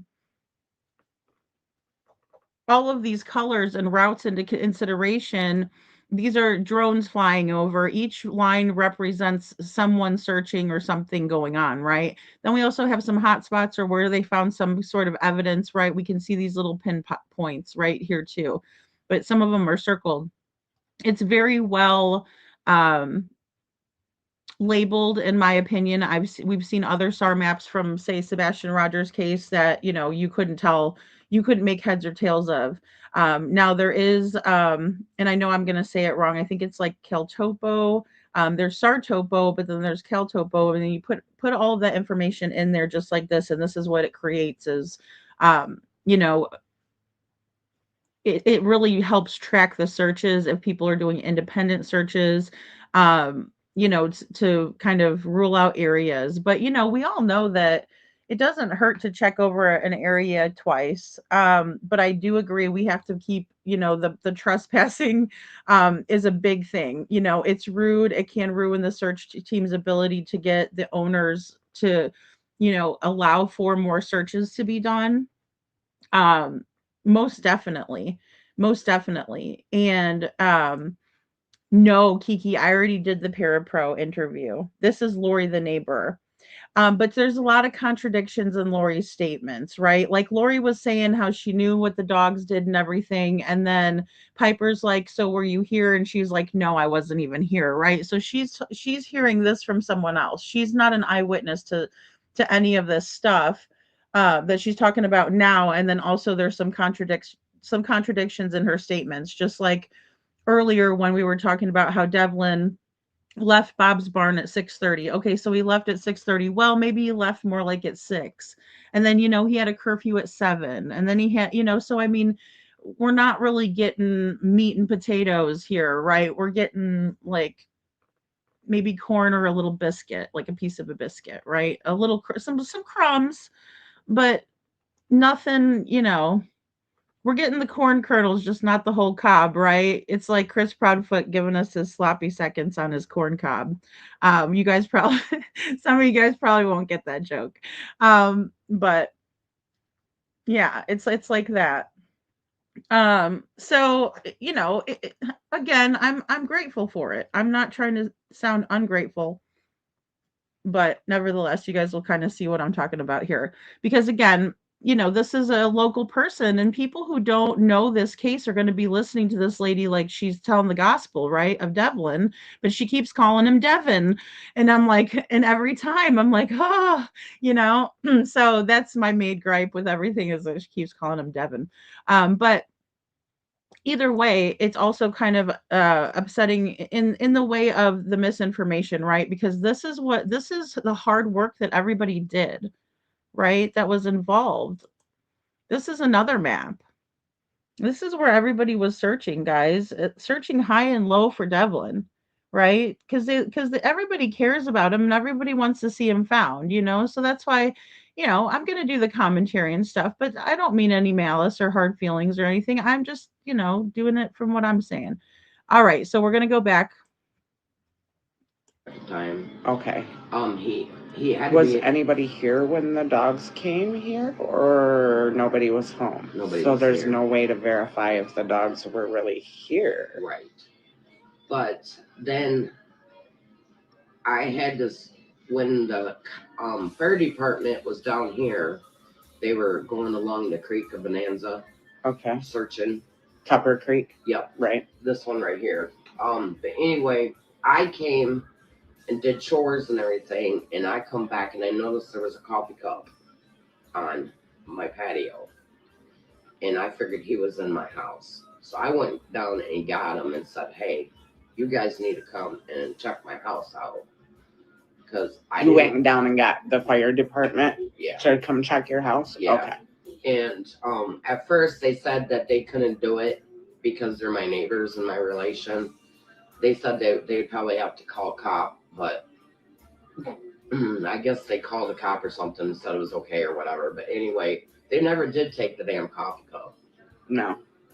Okay. They should have took the coffee cup and fingerprinted it, but they came in my house and searched. Okay. They searched the barn and everything, told me, because it's only been a week since I lost my husband, And now they didn't bring the dogs when they came and did that search, though? No. Okay. No, I don't. So is it from Sabrina that Sabrina said that the dogs tracked him here then? Or who told you that the dogs tracked him here? If I'm not mistaken, that was the fire department. That was the fire department. Okay, so if it was the because some of the guys on the fire department spend a lot of time volunteering. The fire department are awesome guys. Awesome. Yeah, so the fire department are good people, but we've heard that the police are kind of Is that the case around here? Can you elaborate on that? I really don't think the police wasn't involved like they should have. Okay. I think the fire department was more involved in the rescue because they had a rescue, big huge trailer up at the fire barn. Okay. And because I went up to the fire barn to volunteer, and they said that at that time they had enough volunteers and that stuff. And like I said, some of the fire department I've known all my life. Okay. And that stuff. And I told them, but the fire department, they just got run down. Okay. But Sabrina talked to me quite a bit and that stuff, but I don't know. Can you tell me about Sabrina? You said Tammy is a decent person, just She's weird and a little dirty and, yeah, and not a pot to piss in. I know How about Sabrina? She has a lot of CPS on her. Sabrina has a lot of, Tammy has a lot of, okay. And she lost her grandkids. Okay. Because one of the grandkids is my grandson's best friend. Okay. And he comes here quite often and visits. Okay. But the other one got adopted out. Okay. All right, guys. So I'm just going to say this because I do not know if this is true. And some of the things that Lori's going to say, like I said, I don't know that she's a reliable source. Right? So, but what I'm going to say that it is, if my way of thinking is like this, if Tammy's working with the DHHS worker, like we were talking about last night during the live, then, and if she in fact got kids taken away and everything, and there's records of that in the state. It's not like Tammy left the state or anything. She's right there in the same spot. She didn't run away. She didn't do any of that. But why are they allowing for her to care for Devlin? Which I know he's not little or anything like that. I know he can, but that's where my mind goes. That's just where the first inkling, the first inkling that I get. And Women's Warrior, I think that he does look like Sabrina. I think he looks a lot like Bill. And, which makes me wonder about Tim Hatfield being his dad, right? A lot. Because he just really looks, and he looks like his mom too, because I've looked and done a face comparison on her as well. I know that sounds really creepy, but all I'm doing is looking at your facial features to see. But then again, I'm not, someone who can make that distinction anyway, really, because, I don't have a paternity test to give. I wish I did, because maybe we could establish something, but, Jessica says that Adam's the dad. I didn't know what to believe. After doing the facial comparison, it really looks like Tim could be the father more than anybody. Ed Mansfield second. If Adam Nolan was his father, I'd be surprised as shit. I can't lie. Right? That's just my opinion. Like I said, I am not an expert. I'm just a person. You would think he'd stay in contact with someone, a friend, a girlfriend, or whatever. That's the biggest thing too, Robini. Boom, right there. And that's across the board. Everyone has said that. That's the reason why people are really worried about Devlin, because no one has heard from him at all. Like no one. Um, these folks from, from Michigan are tough. Yeah. Well, and I mean, especially like no emotion, Holly. I would be like a bat. And I know that's probably dramatic of me, but I'd be crying and I'd be really upset. Like if I found Devlin sleeping in my barn and then he went missing, like I'd be a, what what did Katie say? I'd be ball bagging all day or whatever she said. I would be like full of emotion with this lady. Like she'd come talk to me and be like, "Wow, that lady's she's just a whole ball of emotions." Live a Little says Lake Odessa police are awesome, and also remember this is a content 18, or excuse me, a competent 18-year-old man that is free to come and go. Hard for police to get involved with signs of foul play. And that is the hardest thing too with his phone records even. And I'm so glad you brought that up because even Mr. and Mrs. E were saying, we don't want to trample over Devlin's rights. So we'd hate to do that to him because I mean, especially knowing everything that he was going through and that he just wanted to be respected, loved, and cared for. And he also wanted to be independent. And so that's what's tough, right? Is because we do have to remember that even though, we got a bunch of mama bears in chat and we're all like, we're ready to pounce for him and, because we care so much, and we think of him as a young man that he is, but he's also very capable, very capable. And I found it interesting in the beginning, in the Bob's Barn. I think those men were trying to get him to toughen up a little bit and to be like, hey, you can speak up because when Devlin said that the song was in C and he told that to one of the man said it louder to Devlin. And please in the chat, guys, because I'm not a man, but I'm just observing this. I think that they were trying to get him to speak up. So he's like, "Oh, it's in C," and he's like, "Yeah." And then Devlin even said it louder, right? He because that man wanted him to be confident, right? And that's something that is so important, so very important. And I think that Devlin got that when he went to Bob's, as he was around older men. He was around men that were family men, but they wanted to go out and play their instruments. They weren't drinking, they weren't doing all kinds of crazy stuff. It was a more of a family environment, so to speak.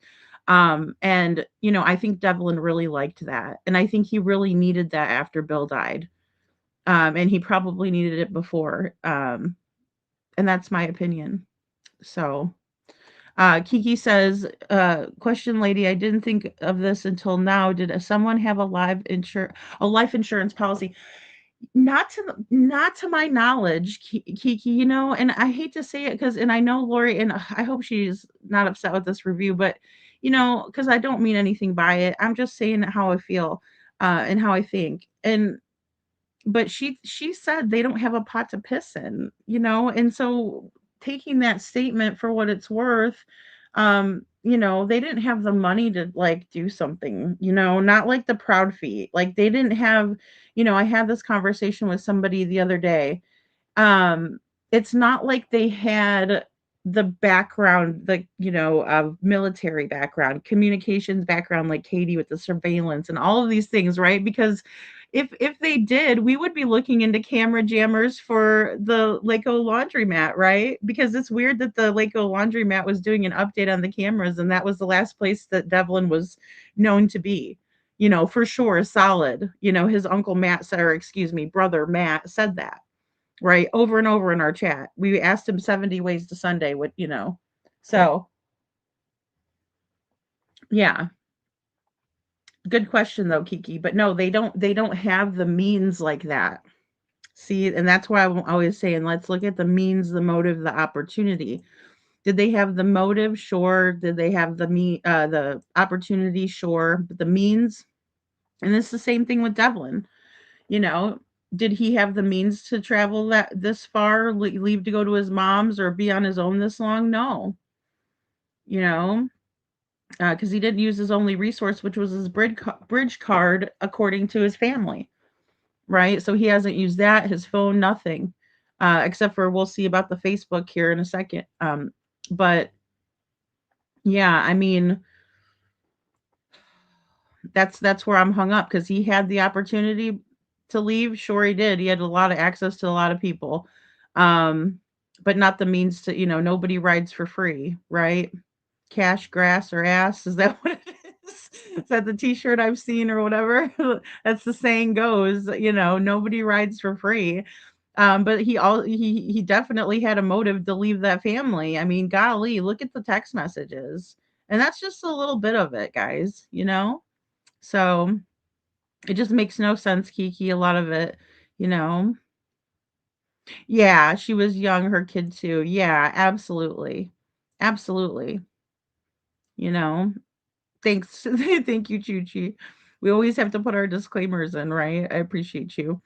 At the doctor, they have insurance that could have gotten a paternity test. Yeah, I mean, I think they should have a while ago, especially because Devlin was looking for his dad, and everybody was telling him, no, that Adam's not your dad. And Jessica's like, yes, it is. And then this one's his dad, and then this one's not. Poor Devlin.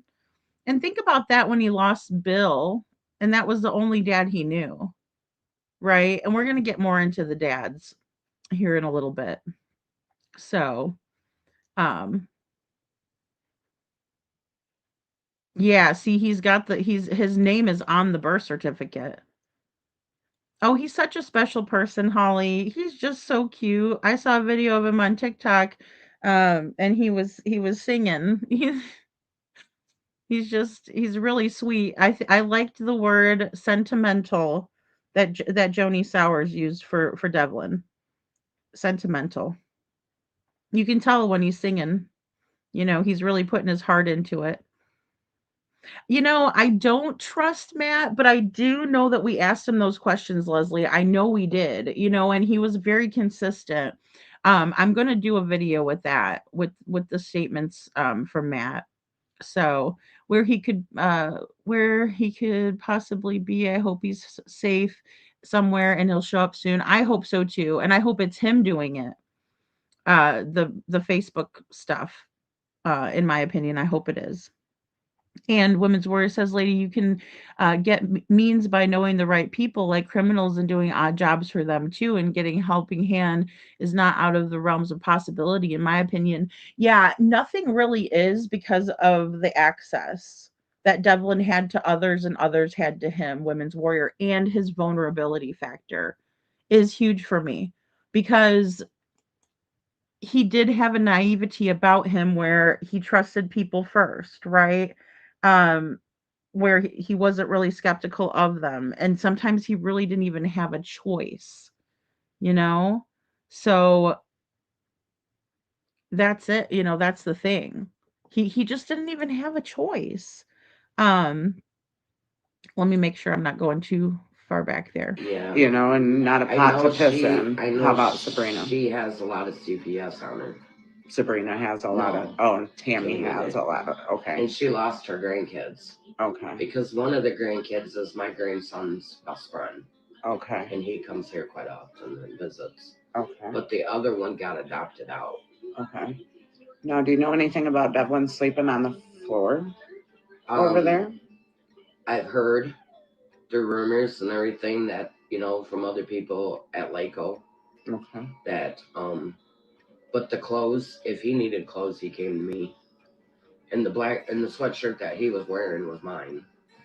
Okay. So, you said you don't stay here.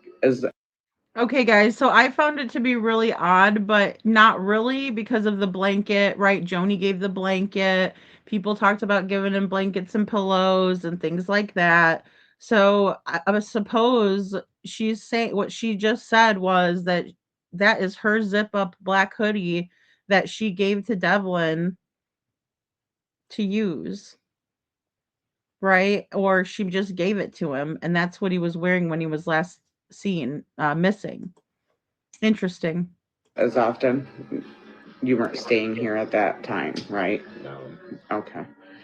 Were you at your house then? Is that when you still owned your home? This is my. Oh, this one is your home. Okay, so this is the house you were going to lose, and your kids moved in with you. Sorry. Yeah. I had it backwards. But you said you weren't staying here like periodically, right? just periodically, so he could have been here anytime. Oh, you're just periodically in and out, Yeah. but you were living here. Yeah. Okay.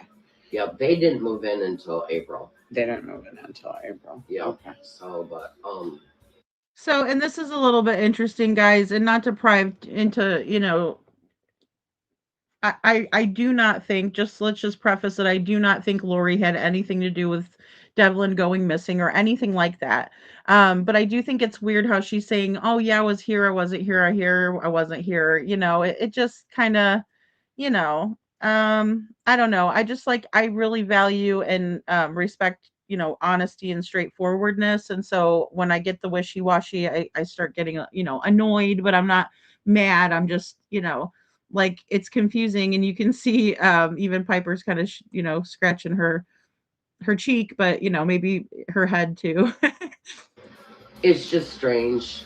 I also Tammy called me and asked me. The reason she called me is wanted to know if Devin was there, is because her and her mother went to Hastings to court, and Devin didn't make it.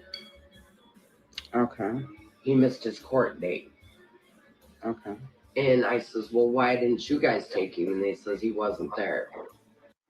All right, guys. So what she just said was that Devlin's court date was on Monday, that he had a court date on Monday. Now, we all know he had one on Tuesday, but what she's alleging is that Tammy said that her and Sandra, Tammy and Sandra showed up at the courthouse and Devlin was supposed to be there, but he wasn't. And that was for the domestic violence with Sandra. Even though we know that the domestic violence was between the whole family, and I read the text messages, earlier in the show to prove it, right? So, but that's what she's alleging. So let's watch. He left early. And he told Tammy, I remember he told Tammy that he was going to Carl's. Okay. And that would have been Monday. Monday because morning. he had court, she said, and he missed it. And I'm assuming that they put a bench warrant out for him. All right. So she's assuming that they put a bench warrant. Now this is from the courts, right here. So Devlin Tate, right, 19 male, he's a Caucasian, gives us information, poor guy, but thank God they got some of it off of there. Disposition date April 22nd, right? So that's Tuesday, April 22nd, the day that he went missing. He was due to be in court, Eaton County, right? And we know that Matt's told us that, everybody has told us that. So I thought he had court. So I thought he went missing on Monday and then had court on Tuesday. No, I think he had court on Monday. Did you have? okay, so I don't think he had court on Monday. He was due to be taken by Jonathan, who is Matt's son. He was going to take him to court on Tuesday, but he didn't show up because he went missing. Now, this is from September 3rd, and this is Tammy's post. She says, "This is infuriating." And I remember this is when I first got into this case, I remember getting this text message and I had to go hunt it down because somebody was sending me a screenshot of this correspondence, right? Because at the beginning people were like, "Oh, he had, he's in jail. Why don't you guys check the jails, you dummies?" Because he had all these charges and da da da da. No, he's not in jail. The police are smarter than that, right? They're way way smarter than that. They have databases as well to help them with that, right? But either way, Tammy was upset about it. So was Sabrina. I've seen their posts. This is one of them. Says, "This is infuriating. I'm tired of people posting this and saying to call Eaton County Jail. People use some common sense. There is a statewide BOLO out for Devlin, which means that if he were in jail, we would know that. The detectives wouldn't be wasting their time looking for him, and he wouldn't be missing person. Then people wonder why, get upset, and get an attitude. Comments like, so his ass has been sitting in jail this whole time, are not necessary. Please be respectful of our feelings and try to put yourself in our shoes and what uh, all we have been dealing with and going through for the past 18 weeks. Thank you." right? So this was 18 weeks after he went missing, and Tamara was saying this, you know. Um, yes, Raw. It was that's yeah, you're welcome. It was Jonathan Tate Matthews' son. And he works over at the Burger King with Lorraine, and all of that good stuff. And then we also heard from one of the family members. Brandon came up. He's divorced from the family now, but you know is familiar and everything. And he said that you know John and Devlin got along great. You know they were kind of like you know cousins, buddies. You know what I'm saying? Um, so Oh my gosh, Kiki, I feel so I don't know if you probably didn't see my other live. I said the same exact thing. Piper is like us at first, like we were in the start. Exactly. And I'm watching it all unfold and I'm like, "Oh my gosh, it's so crazy." But it's cool now that I can put things back together like as she's doing these interviews. So I'm enjoying doing it. But I'm like searching for crap everywhere because I'm like, "Where's this post? I know I saw something about that and I know something about this." And all of that. So, yeah, Matt's got a son, Joe. Matt's got I think Lorraine is his mom. I don't know any better, but I would think that that's their son together. I think. I don't know though. I don't know who all, everybody knocked boots with, right? Please don't expect me to please don't expect me to know that because I'm good, but I'm not that good. And um with all the people that we add in here. Like I said, I knew of Lori. I didn't know of Lori, but I knew of her because I heard about Devlin sleeping in someone's barn, but it was apparently Lori, right? So we're just adding more characters, unlocking characters as we go along in this story with Devlin. Um, but yes, so that's who we're talking about right now. But see, of course, and I understand and I remember thinking to myself when I read this, like, oh my gosh, they have the family has to be upset with this because, you know, he- people are like, well, he's in jail. No, he's not in jail. Right. So either way, I'm just gonna back it up a little bit. Not too much though. Carl, Okay. and that would have been Monday. Monday because morning. he had court, she said, and he missed it. And I'm assuming that they put a bench warrant out for him. I thought he had court. So I thought he went missing on Monday and then had court on Tuesday. No, I think he had court on Monday. Do you have cameras here that would have caught him on camera? Not at that time, but now I do. Now you do, okay. I had a stalker. Okay. He was my stepson. Oh. Yeah. Do you know of any people that like any kids or acquaintances that he had issues with? I heard that he was being bullied by some people on his phone. Okay. But I don't know who Is they that were. that group of kids that was sending him on like odd jobs or whatever I on the think so. Wild Goose Chase or whatever in Yep. Burger King Right. or whatever? Yep. Okay. Also, let me see. Does Devin still have his Facebook? Yeah, he still has. So there's Devin. Devlin. Yeah, so there's Devlin Tate. There's Devlin Hatfield something I think Tate. it's Hatfield. Under the Hatfield one. This is Devlin's Facebook account.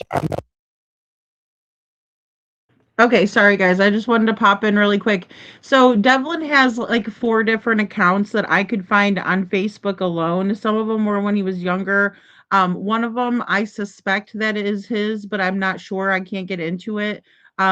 But it's saying that it's locked in another country, so I'm not sure. I don't think that one's his.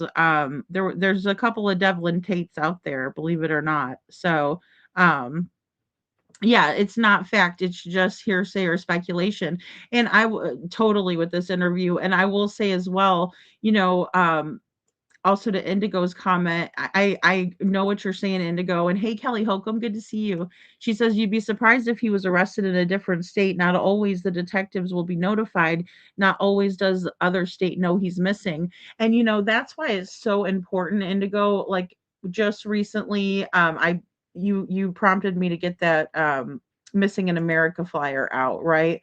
So this is a large network right across America that, helps to build this awareness. That's why all of these foundations and all of these awareness resources, all these people need to know that Devlin's missing, right? So that way we get them into these big databases. So that way the police will get them on their radar everywhere, right? But people were saying he was in the local jail, right? So I mean, I could see how that would be upsetting to Tamara, right? And guys, I don't think that I'm just gonna say as well that Tamara's an older lady. She's not old, but I'm just saying she's older, and um she might not be thinking about all of this stuff right at this moment. So yeah, that's an issue. So Devlin Lee Hatfield Tate, right?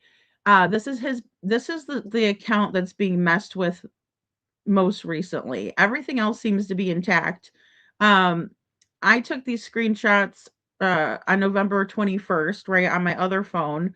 And then you can see uh, what was there back then. And I did a video and everything. So let me just go back just a little bit here. You can see where I have taken the screenshots. Whatever on the Wild Goose Chase or whatever in Burger King or whatever. Yeah. Okay. Also, let me see. Does Devin still have his Facebook? Yeah, he still has. So there's Devin, Devlin. Yeah, so there's Devlin Tate. There's Devlin Hatfield something Tate. Under the Hatfield one. This is Devlin's Facebook account on November 21st, 2025. You can see where I have taken the screenshots from my other phone, and the date is intact. You can also see how Devlin's page was before he went missing.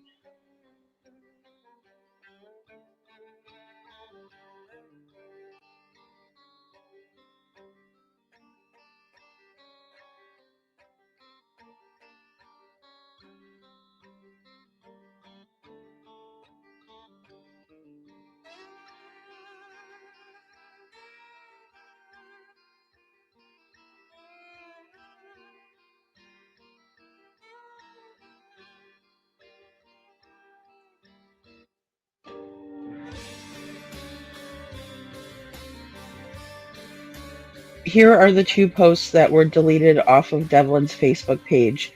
One of them was from March 30th of 2025, and the other one is from April 1st, 2025, 20 days before he went missing.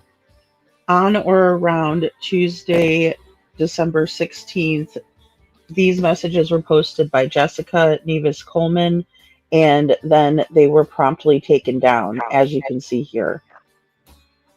Okay, guys, and we're also going to get into it because they're going to be, seeing this as they're on their live. They're going to get into it a little bit later, but I wanted to put it in here because of what Devlin's neighbor is Lori is about to say. So just know, this is how it all transpired. I did confirm with Jessica that they were deleted most recently.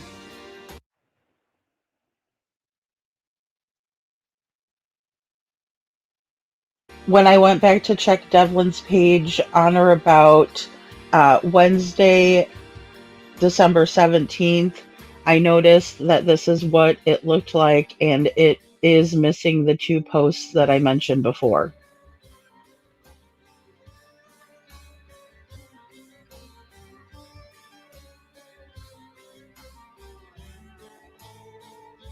Okay, guys, you can see all this, right? Again, this is what it looks like now, right? Everything is there except for these two posts.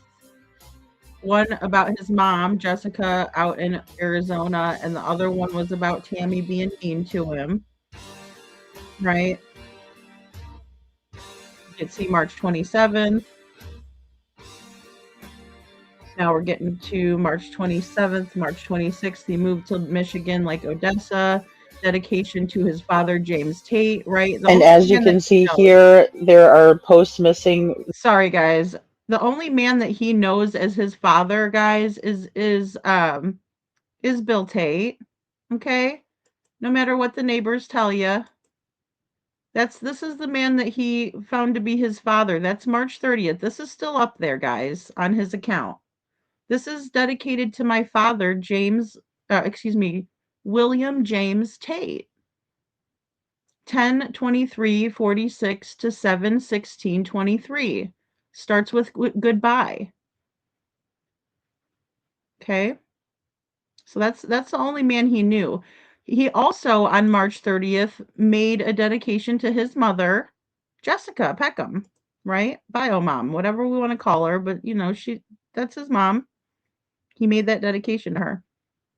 The same day, but it's gone now. And as you can see here, there are posts missing, the one from March 30th and also the one from April 1st. The one from April 1st is the one where he posted a song, and we're going to go over the lyrics. I'm going to read them to you guys really quick. And he posted that saying that he loves everybody, but he can't take Tammy anymore. I'm not sure who deleted these posts, but they were absolutely deleted. I really hope this leads us to finding Devlin soon. And this is all of the other posts that were on the page as well. And I just kind of screenshotted those to preserve them, just in case somebody decides to go in there and start messing around in his account again. Whether it's him, I mean, that's one thing. But then we'll be able to track him.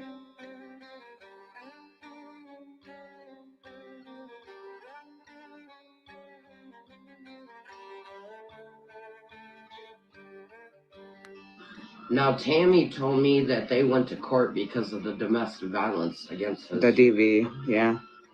Yeah, and I don't understand or know why this lady's saying that without some sort of receipt where Tammy had texted her that, because there's no proof, in my opinion.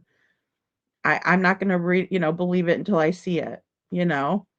Oh my gosh, live a little. I will not sing them to you. You guys will leave. Again, I'm not Devlin, not good with directions, don't sing. Unless it's like karaoke. That would have been Monday, and he missed court. And they said that. Tammy told me that he had a bench warrant out because he missed court. I'm trying to find him on Facebook, because I can tell you what days I started calling him. Because... You want me to try and help you? Yeah, see if you can find him. Because the fire department asked me to call him and ask him, hey, see if he would call me back, because he was excited to go to work for us. But I left messages and everything, and he never called me back.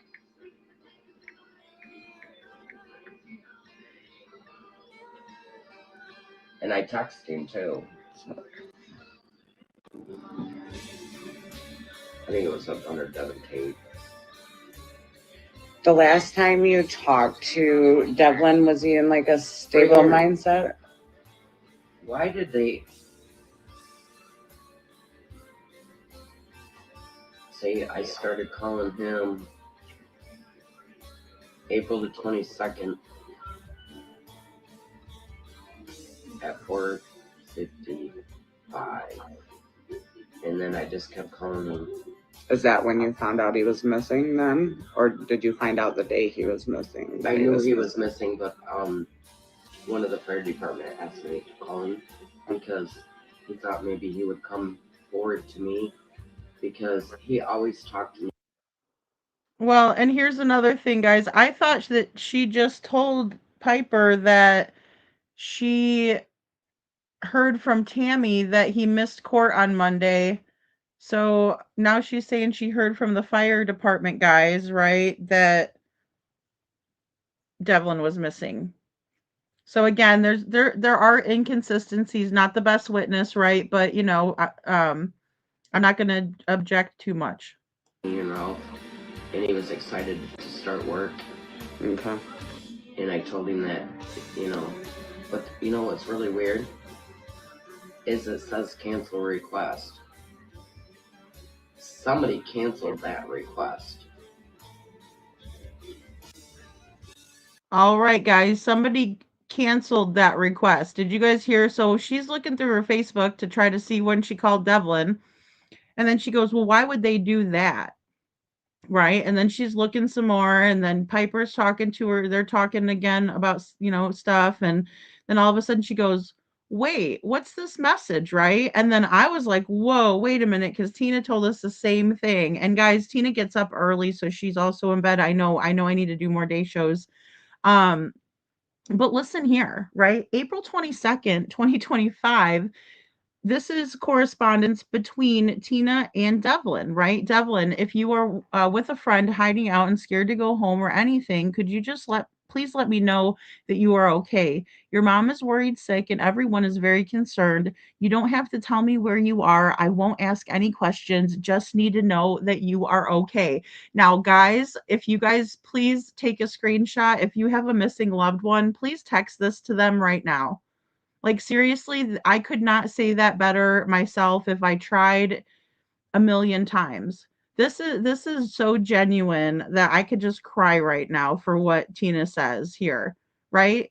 Because this is what we should be saying. Hey, if you're hiding, just let somebody know, right? Just let one person know you're safe. Just let me know, kind of a thing. Because maybe they just need to know that they're loved, and especially with what Devlin was going through, I think he just needed to know that he's still loved, right? So this is a really, really great thing to say to somebody if you don't know where they're at. So she also tries to call him on May 8th, 2025, right? She tries calling him. June 19th, 2025, she tries to call him again. So she's calling. All right. Hey, Devlin. Now, April 22nd, excuse me. April 22nd again. Hey, Devlin, are you okay? I saw your mom post that no one has heard from you. So I wanted to make sure you were okay. Right. Also, hey, Devlin, I know you're going through some rough stuff with the courts, and I know that it can be very scary. Right now, there are a lot of people looking for you who are extremely worried. If by chance you're getting my messages, please let me know that you are okay so I can at least let your mom know that you are safe and okay. And I'm sorry, guys, I must have switched these up. But either way, again, these are all from April 22nd, 2025, where she's reaching out to Devlin. Please reach out to us. Please let us know you're okay. Everyone's looking for you. I know it's tough, guy. I know it's really tough. And, she's calling and calling him. And then we have this one, which again is a great thing to be saying to Devlin, in my opinion. So September 7th, she sends Devlin. Devlin, it's been 5 months since anyone has heard from you. I pray that you are somewhere safe, somewhere comfortable, and somewhere where you want to be. I just wanted you to know that if you ever read this, that have so many people who care for you, who are praying for you, and who want to you, excuse me, and who want to make sure you are okay. Call me any time of day or night. Don't have to tell where you are or if you want to. I just need to hear that you are okay, right? And she leaves her phone number, so number redacted. And that is a number symbol, not a hashtag redacted, number symbol redacted. A text, you could leave a text or voicemail, right? Or write me a letter and send it in the mail, right? You don't have to put your return address or even your name on the envelope, right? She's saying, send me a postcard, son, right? Please, right? And this is Tina. This is Devlin's grandma. He was calling her grandma. They didn't get a chance to build the best relationship, but Tina is such a sweetheart. And she just wants her grandson to be all right.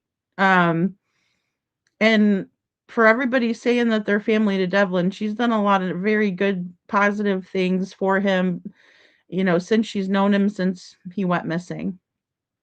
So this is when Tina started getting the same strange message back, right? Like an undeliverable message, like this other lady said. So it says can't deliver, user unavailable, with like a little exclamation point. And then Wednesday, that, at 8:48 p.m., so that had to have been the next day, it says can't deliver, user unavailable. So she got 2 of those in a row. And again, that started September 7th, where that was happening. And that's what the other lady said it was happening as well. So why would that happen? Does anybody know? Can anybody help me with that? Hey, Mama, can anybody help me? Because I have no idea why it would do that. I've never had somebody, like, I've never sent someone a message and had that come back like that, ever. So I have no idea what it is. Liverpool says, yeah, I messaged him one day, a day or two, then a few days ago, and it has a red message at the bottom of the text, unavailable something. Yeah, see, that's what I mean. I've never seen that ever in my life. Did maybe law enforcement shut that part down? But why would they? Then tried to. Thank you. Thanks, live a little, because I always sometimes I could I know sometimes with YouTube, if you're typing, it'll just send it. Uh, yeah, yeah, that's what I mean, live a little. That's what I'm saying. Like Tina mentioned it, but then when she mentioned it again, I'm like, okay, then that's there's other people, right? So it's not just like a fluke or something. Yeah. So this part's gonna go to law enforcement as well, you guys. Just so you know, everybody, nobody has to do an uproar, but we're gonna send this over and see and I also urge Lori in the video later on to please go, like, everybody, because we all need to be that have the information need to come forward and give that over just so they have it, right? And they can look into it. And guys, again, if we don't get an update on that, please don't be upset, because that isn't bad news. That could be very, very good news that the police are on to whoever they need to be on to, right? Or they're on to Devlin and they're going to find him and he's going to be all right. He just didn't want to come home, right? Because that's basically what would happen unless somebody has him hostage, which that's a tinfoil hat for me, because that probability is very low, right? It's a rare occurrence anyway, especially his age. So maybe it's because he has an updated messenger. Ah, I see. Okay. Because he hasn't been in his messenger. I don't know. See, I don't know enough. Thank you for saying that, because I do not know enough about it. Chuchi says, in my opinion, someone is watching these podcasts and backtracking and deleting on his Facebook, in my opinion. Well, Chuchi, it wouldn't be the first time that that's happened. That's why I literally had a cow the other night. Talk about having the whole steak. I had a whole freaking cow and I couldn't sleep because I was like, oh my gosh, where is he? Is he doing this? Is he worried about what we're saying? I was thinking maybe that Devlin was worried about what we were saying and was like, well, if I delete my posts off of there, then people can't take them off and think that I'm somewhere that I'm not, right? Or think that I did something to myself because I didn't, right? But would he do that? You know? So,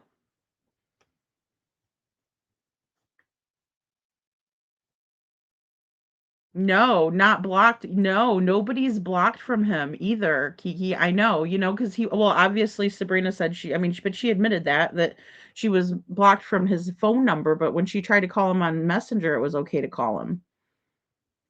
So, maybe the internet is off, like the phone's offline, like mine when in the earlier messages you could see it's my other phone that I use. Um, but it says SOS on the top, and then you can see it's linked to my other phone with the little link chain thing. when you take a break from Facebook but don't deactivate your account, it sends that message. Oh, thank you, Women's Warrior. Okay, so that's another vote for if you don't use it, you lose it type of a thing. You got to do an update. Now, that would have been September, April, well, end of April, May, June, July, August, September. So yeah, about 4 or 5 months-ish point. That's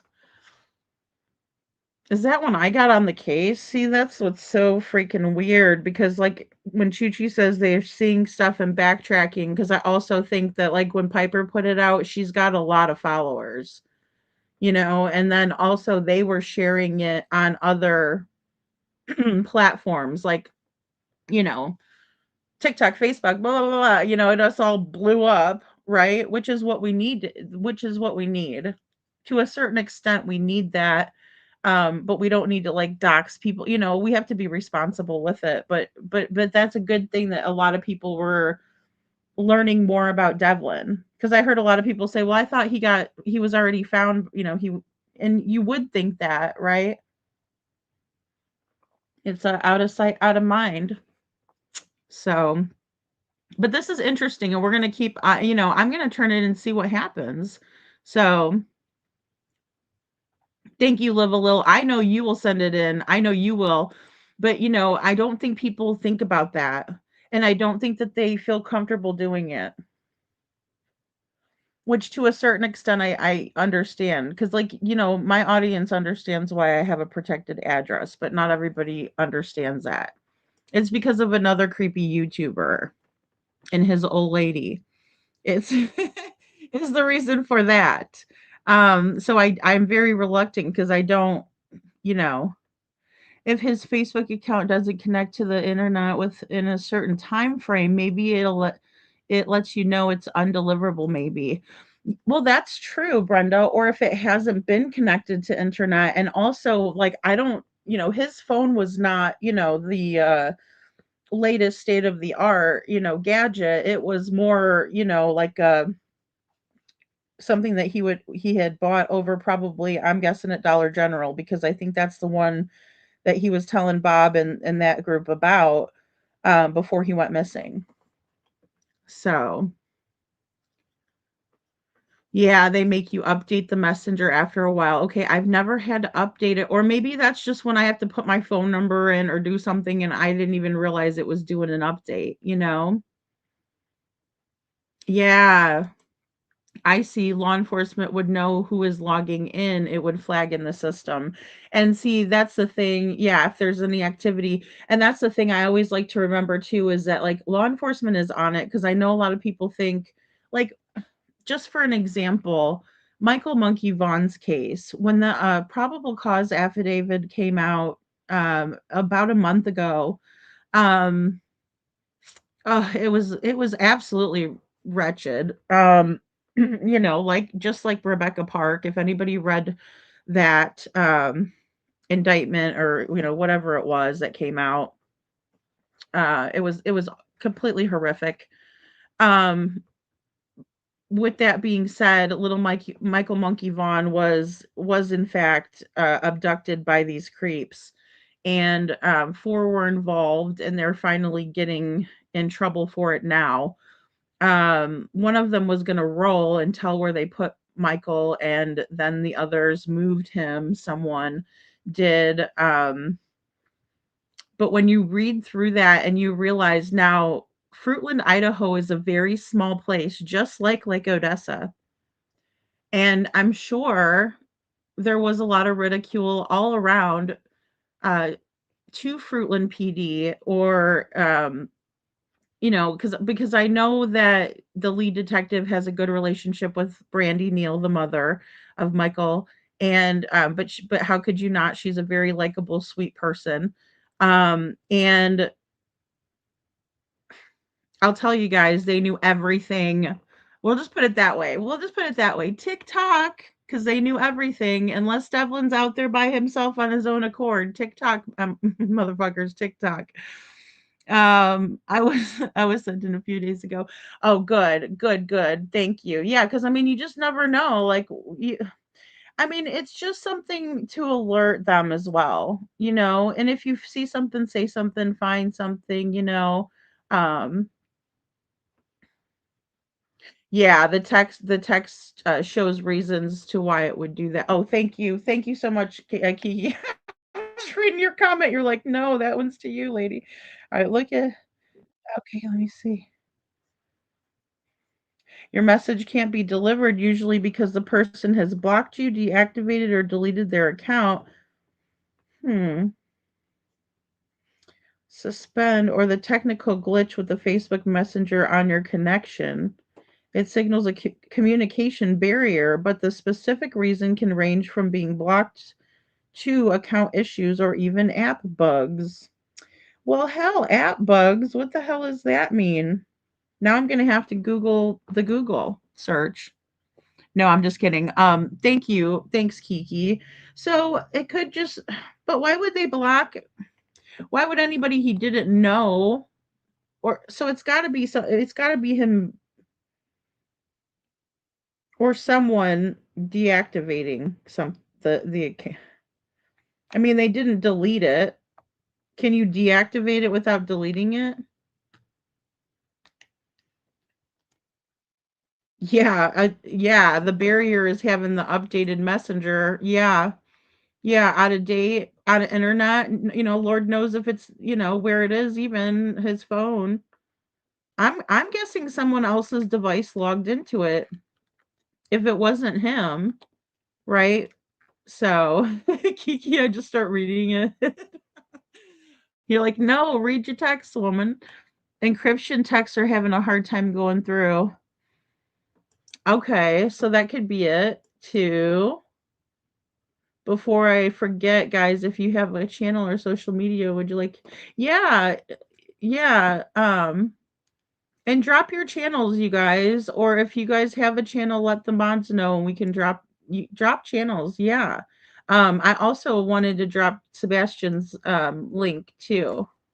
Um to his face or excuse his Facebook, his FBI flyer. So, because Sebastian is still missing, he is still out there.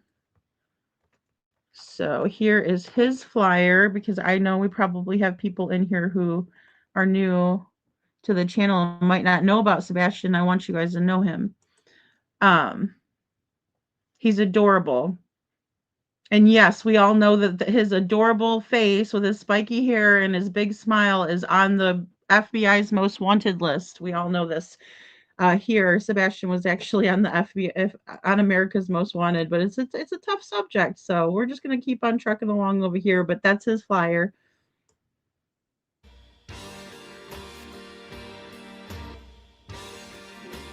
How can somebody come in and go in him? In his phone, And they'd have to cancel? go into his account and cancel your request. So she's saying she put in a request to message him. Oh, see, I tried to auto call him several times all day long. Yeah. April 22nd at 8:25 p.m. I was, trying to play a game with him, saying, "Hey, if you're upset," I said, "Hey, call me, talk to me. I want to know if you would still want to work. Please call me." Yeah, now that makes me curious if they're already trying to, have a funeral and all this. We didn't know that if he was deceased or not, and he's just missing at this point. We still don't know. Right. So how can they do a funeral? Right. To me seems wild when you don't even know. Yeah. That's why I'd like to elaborate on that. Okay, now he was under guardianship right from Sabrina from 17 to 18. Do you know they told us that he was supposed to fill out some paperwork for his SSI after he turned 18 because guardianship was no longer because he turned 18, but he never went and filled that out, so he didn't have any source of income, that he only had his EBT card. Do you know anything about that? I don't know anything about the No. paperwork. Okay. I will say, this is not going to go live, right? It's all live. Yeah. Okay. Yeah. If there's something you'd like to tell me off the record, I can mute the microphone, I think. About Okay, guys, so I just want to point out that, this poor lady Lori is kind of, she's like, she didn't even know. I don't even think she knew she was live, right? She's like, this isn't going to go live. Well, and if I say this, or, she's like, yeah, we've been live for like, an hour. And I did cut this interview down quite a bit. So I thought that was funny. And thank you so much, Chuchi, for sending me that with the bugs because, of course I have more questions, but no, it does appear that if you don't have, internet or anything, to connect to, there may have been an update issue. All of that can kind of play into it. So it doesn't mean that he actually had to go in there and mess with that part of it. So that, that's a good thing. In a way. Because it gets us closer to the answer. But that's about it, I guess, because now that I'm thinking about it, there's other things that have crossed my mind now. Um, but I'm praying for Sebastian too every single day, Seth. Oh my gosh, it's just getting too close to Christmas. And then, today's the anniversary of Devlin being missing 8 months. Um, so my heart goes out to his family as well. No matter what we think or say or anything like that, the fact remains is that their loved one is missing. They know Devlin better than we do.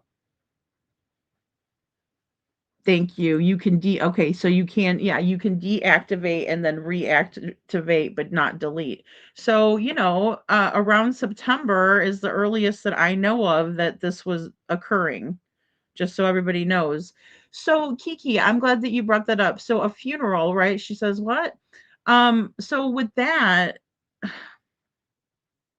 what was going on there is that there were statements made and that was and we're going to get into that a little bit, but I'll do more about it tomorrow night just because it was brought up here and then there was a whole live that I was planning on doing with Mary and Jessica, but I didn't realize this happened at the end because like I said, as soon as I heard that people were deleting off of Facebook, whether it was Devlin or the Tates or his mom or some guy that's got him, some lady that's got him, some whoever heard him, whatever happened, I was off there and I was on the horn with law enforcement as soon as I found this out.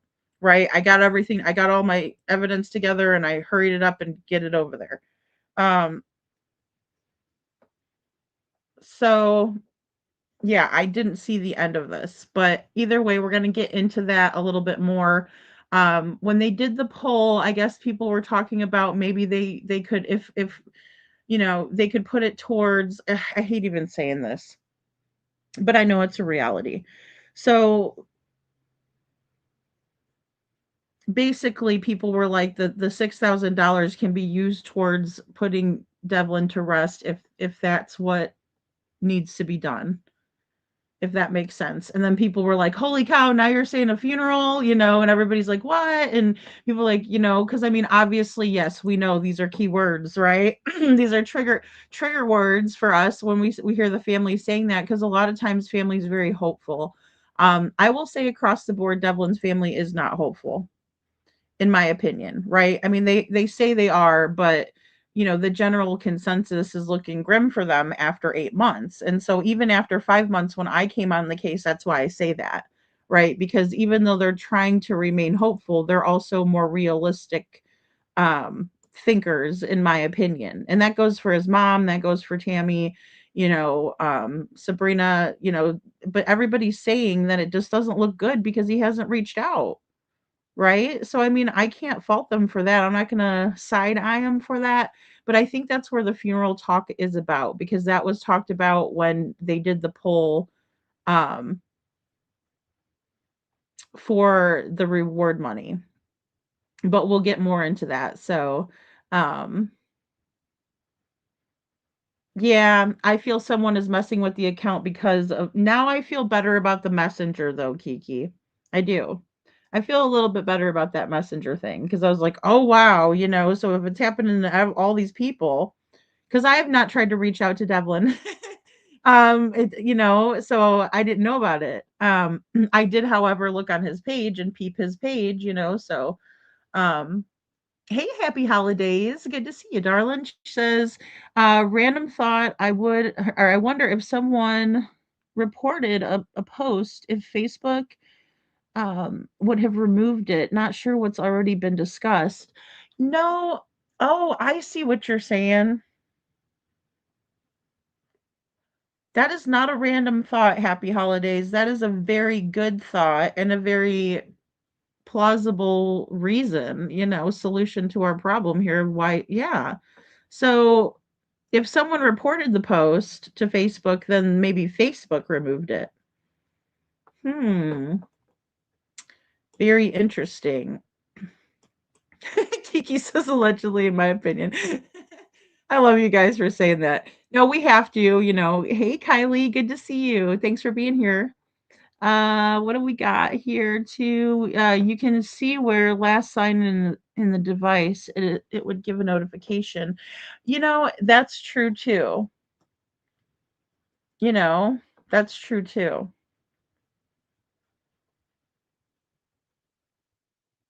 Yeah, it's because of them not because of him not keeping in touch, Women's Warrior. I think that too. Because Jessica's had that mindset as well, and I've tried to really keep her I've tried to want to keep her hopeful because, you know, I hate when people lose hope. I don't want to lose hope. I would hope the people would help me feel hopeful, right? So just yeah, because we just don't know though too. See, and that's another thing too. I would tell her if people say they know, they don't, right? Unless they were the ones that did something to him. Then that's the only people that would know for sure, right? Other than God himself.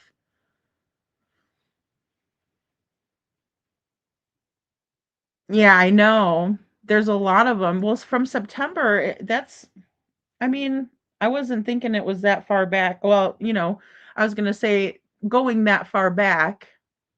Yeah, to September, I don't know. Because that's when heat was kind of coming onto the case. Also in July was a big month for heat on the case, in my opinion, from what I heard. You know, yeah, that's a great thought. Happy holidays. I mean, really. If they were, or if that were the case, Facebook would have a record of it, and Ellie would get the warrant for info.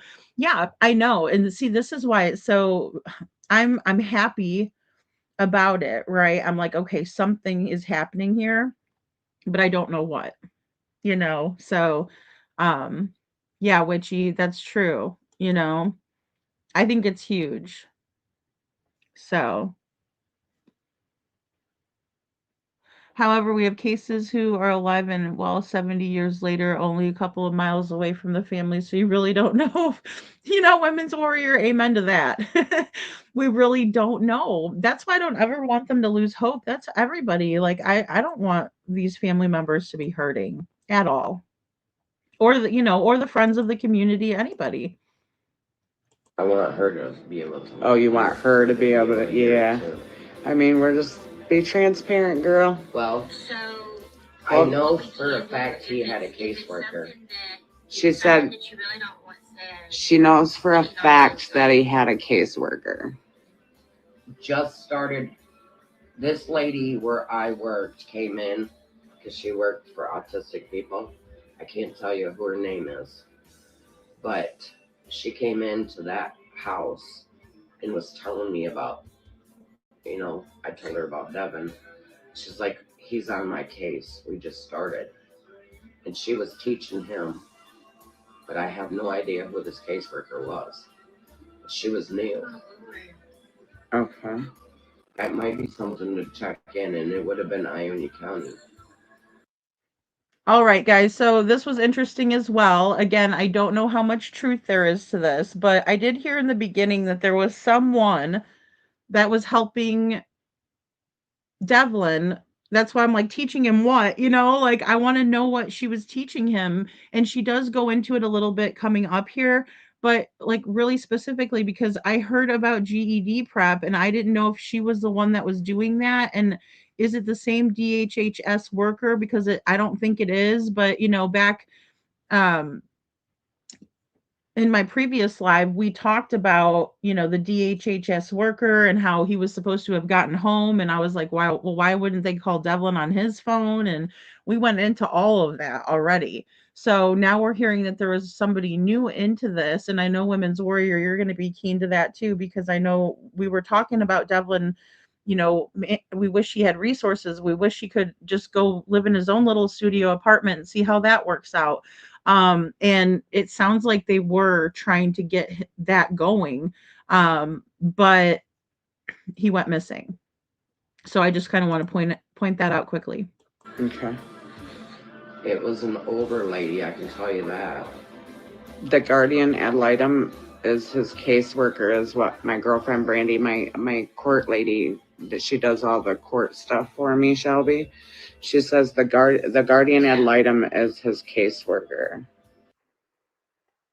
Okay, guys. So a guardian ad litem is a lawyer for the minor child, right? Or in Devlin's case, probably appointed because of his different abilities.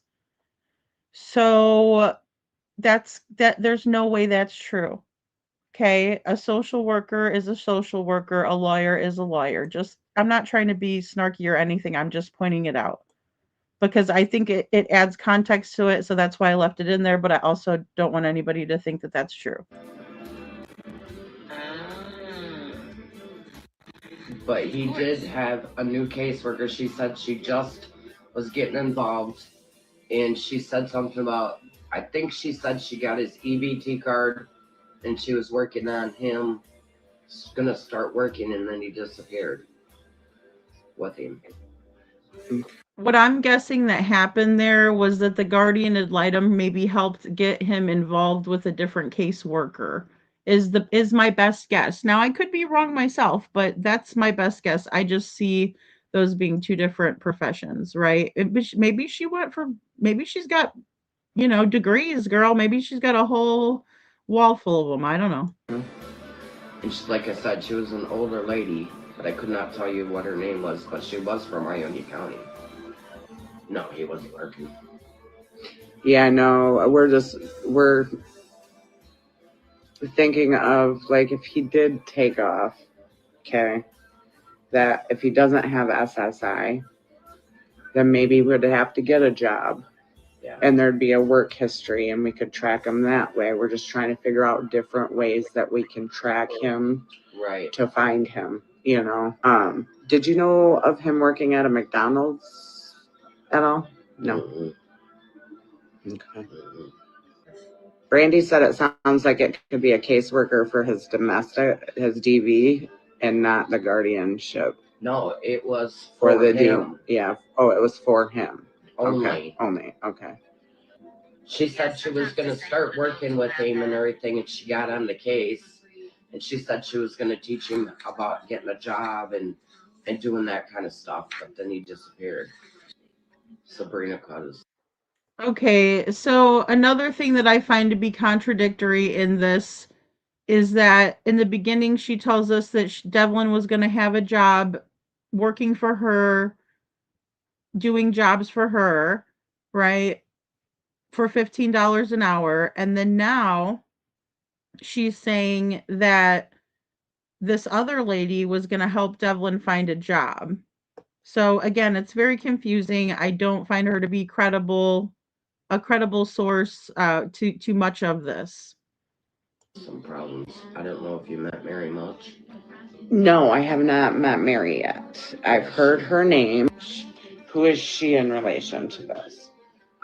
She's the one that did the benefits and had the money. Okay, who has the money now? Do you know? That was another one of my questions. I don't know. Mary was Mary. Okay, Mary's the one who did the benefits and raised the money. She is a very, very good person. Okay. And she just has health problems and she couldn't take it anymore. So I know she posted a while ago that she wanted anybody to be able to pull it, or a church or a bank come forward. But I haven't heard if she still got it. But I know Sabrina still owes her money. Okay. So she hasn't paid all back all the money like she says. She paid supposedly the money, but she still. I think what happened was is Mary and Jack put the rest of the money in. It was like $650 short. So I think Jack and Mary put it in for Sabrina, and Sabrina was supposed to pay, and she never did. Oh, okay. All right, guys. So we're gonna get into this because it's a lot, but we're gonna do it tomorrow. But I did want to screenshot this because it was 670, which isn't a big jump or anything. I'm not saying she's a liar because she's, got it off by a couple bucks. But this is the post from Mary. August 13th was when she posted it to Facebook. Says the Devlin account is back to $6,000. Sabrina host still owes Jack and I 670 right from the deck fund. I've talked to Mary before too. I'm very thankful.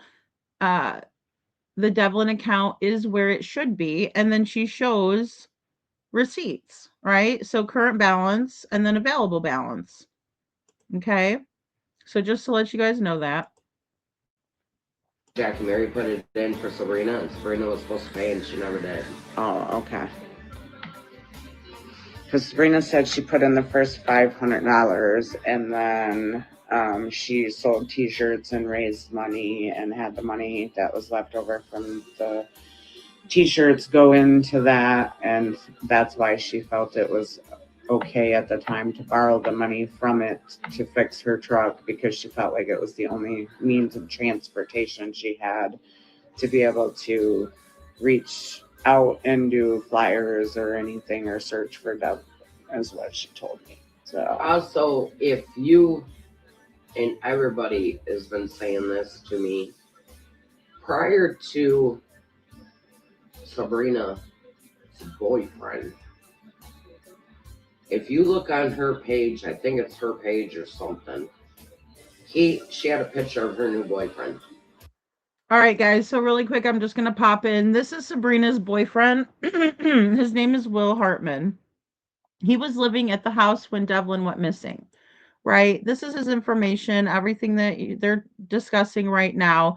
Just so you guys know, this is all of it, and it's pertaining to child support. So it's not like he's, in huge trouble or anything. He's not like a, you know, it's not as bad as it seems to be, but this is what they're referring to. And also, there was some talk about him getting bailed out of jail by Sabrina using some of Devlin's money for the reward for that and for fixing her vehicle, which she admitted to the fixing of the vehicle on here and also with Piper. But then she also said that she got a loan from Sandra in order to bail Will out of jail. So, I mean, it is what it is. Doesn't help us find Devlin, but it's part of the story. And this is Will, like I said, on this, the image date is 9/30, right? So September 30th of 2022, right? So that's over a month after Devlin went missing, and anything on his face wouldn't have had anything to do with Devlin's disappearance. Okay, so let's just keep it real.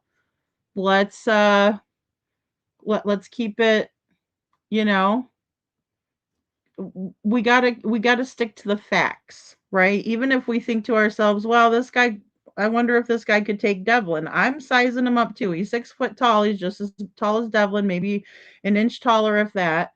um and he's 145 pounds, right? But maybe he was being modest that day. I don't know if he was weighed by the jail or if he was just telling them, a little bit lower of a weight. Usually guys give a higher weight, right? Women, we give a lower one, right? So but it is what it is. I just want you guys to see this, and I also want you to note that the image date is September 30th, 2022. Will is innocent until proven guilty, guys. So again, court of public opinion, we can speculate, but these are the facts. And he looked fine. It was like 2 or 3 days later, she put him back on, and he had scratches all over his face and black eyes. All right. So I don't see the black eyes, but I could be wrong.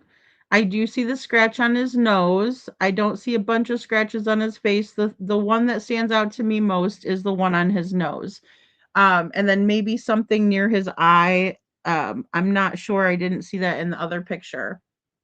Nevertheless, this picture was taken too far out, in my opinion, to have had anything to do with Devlin's disappearance, right?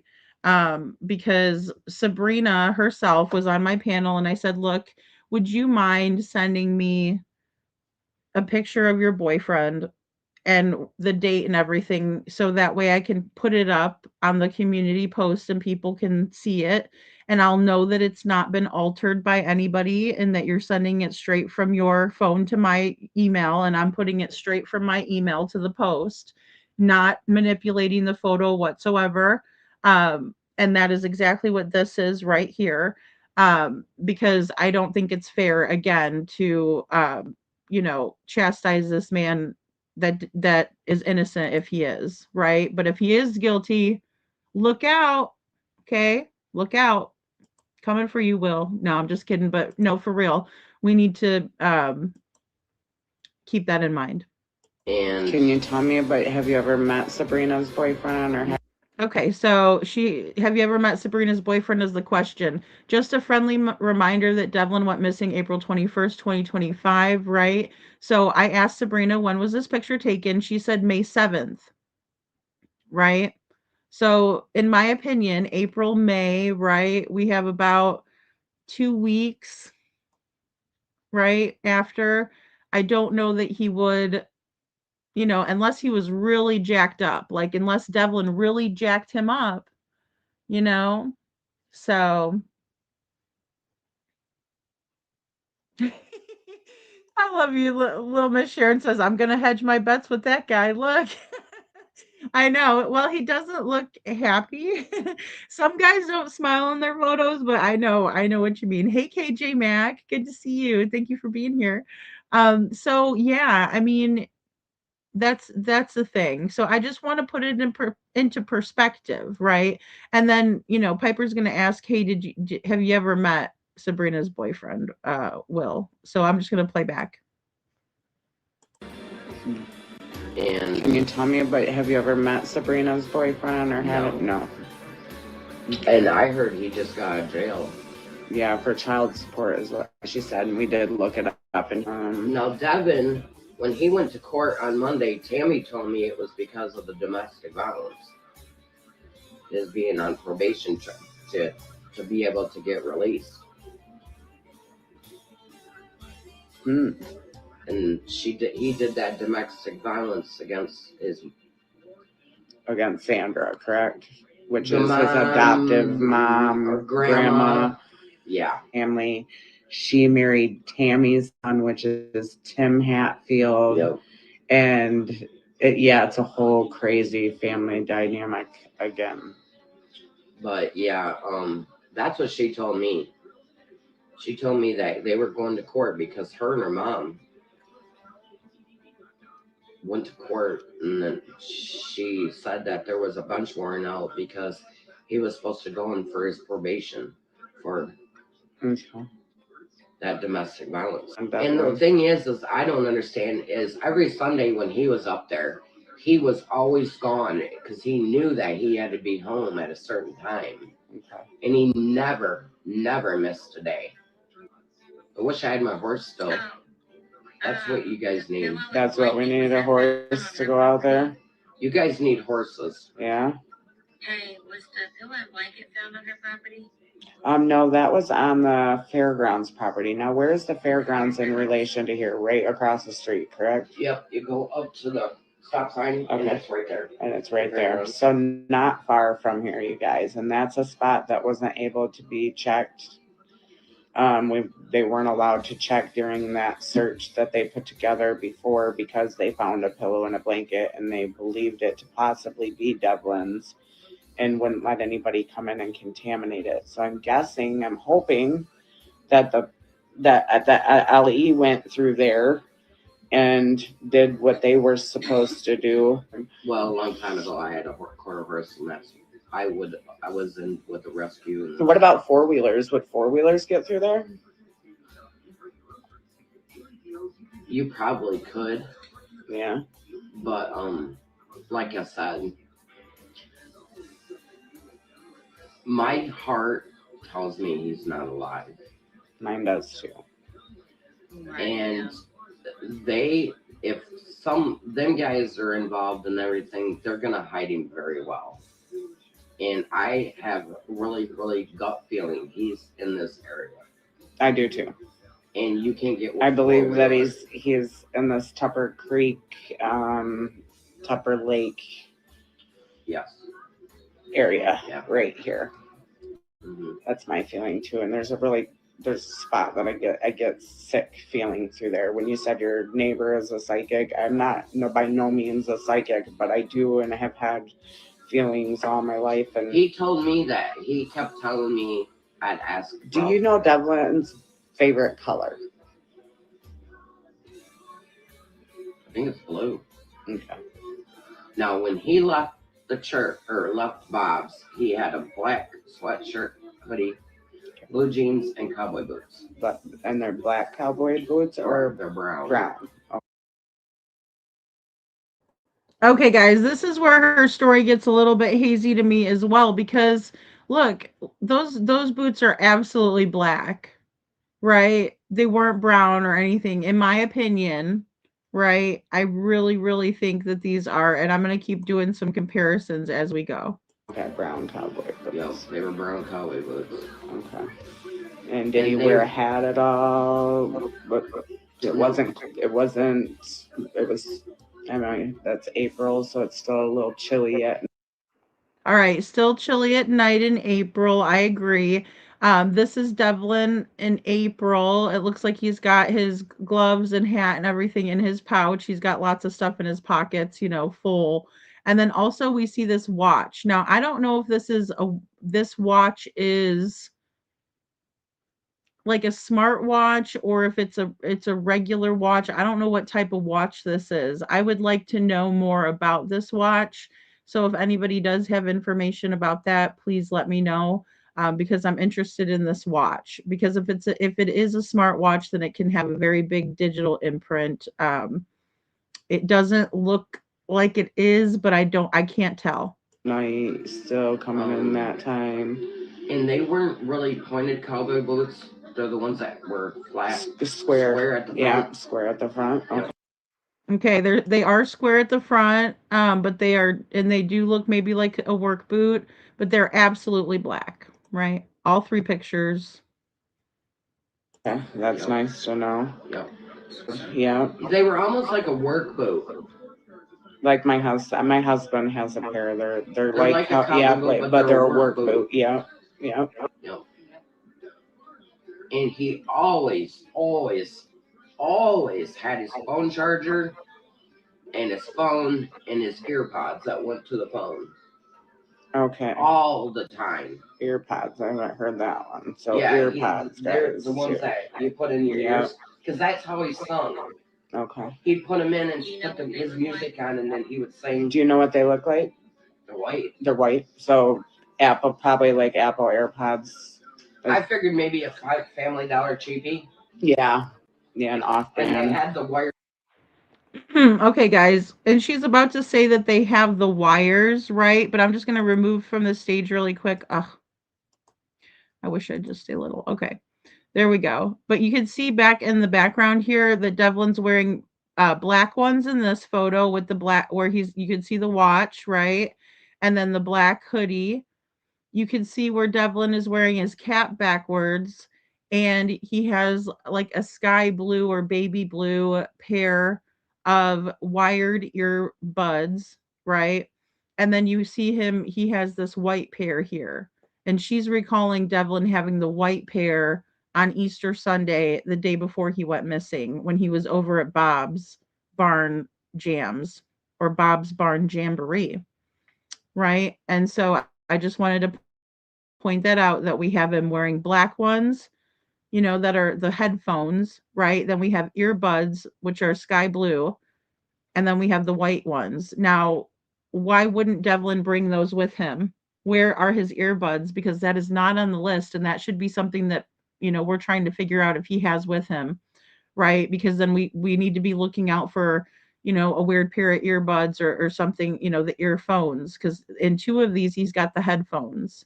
One is earbuds, but it doesn't look like he's actually has, the wireless ones. It looks like he uses the one that connects right to his phone, right? So yeah, the earphones, if they are Bluetooth, could be traceable, true. But see, they always have the ones with the wires to it. Unless the black ones don't. I can't tell if the black ones have a wire or not, KJ. That's a great point, you know? Okay, so we'll just go ahead and I'll rewind back a little. I just wanted to kind of point that out for you guys because I knew I had all three up here.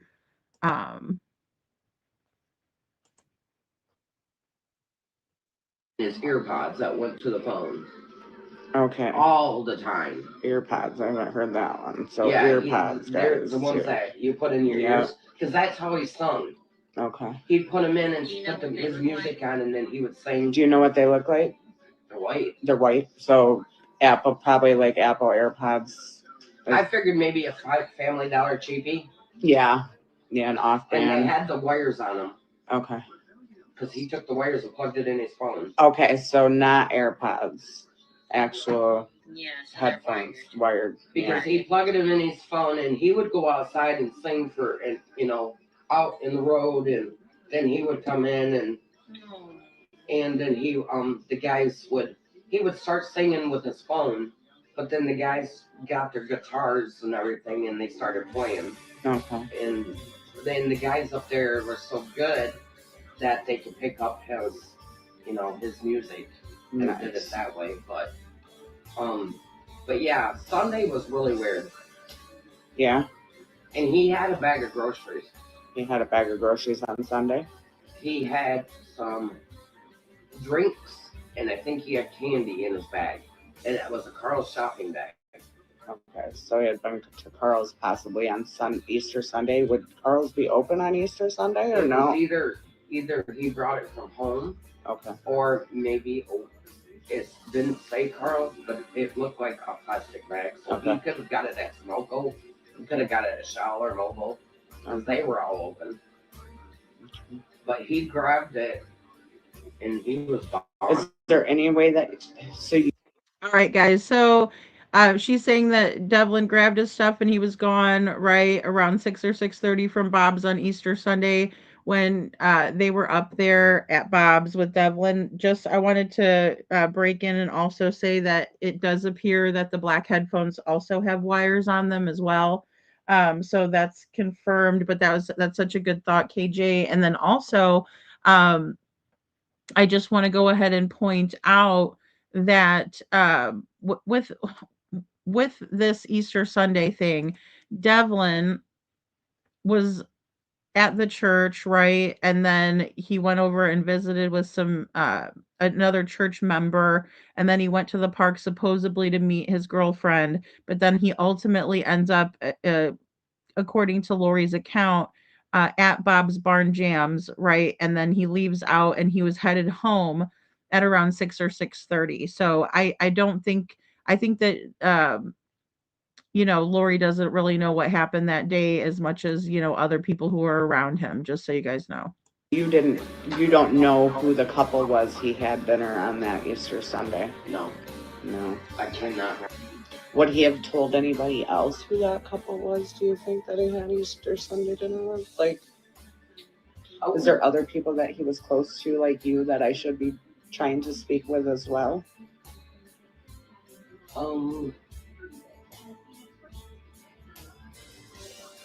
I'm going to Sunday to Bob's, and I can ask some of them people up there. Okay.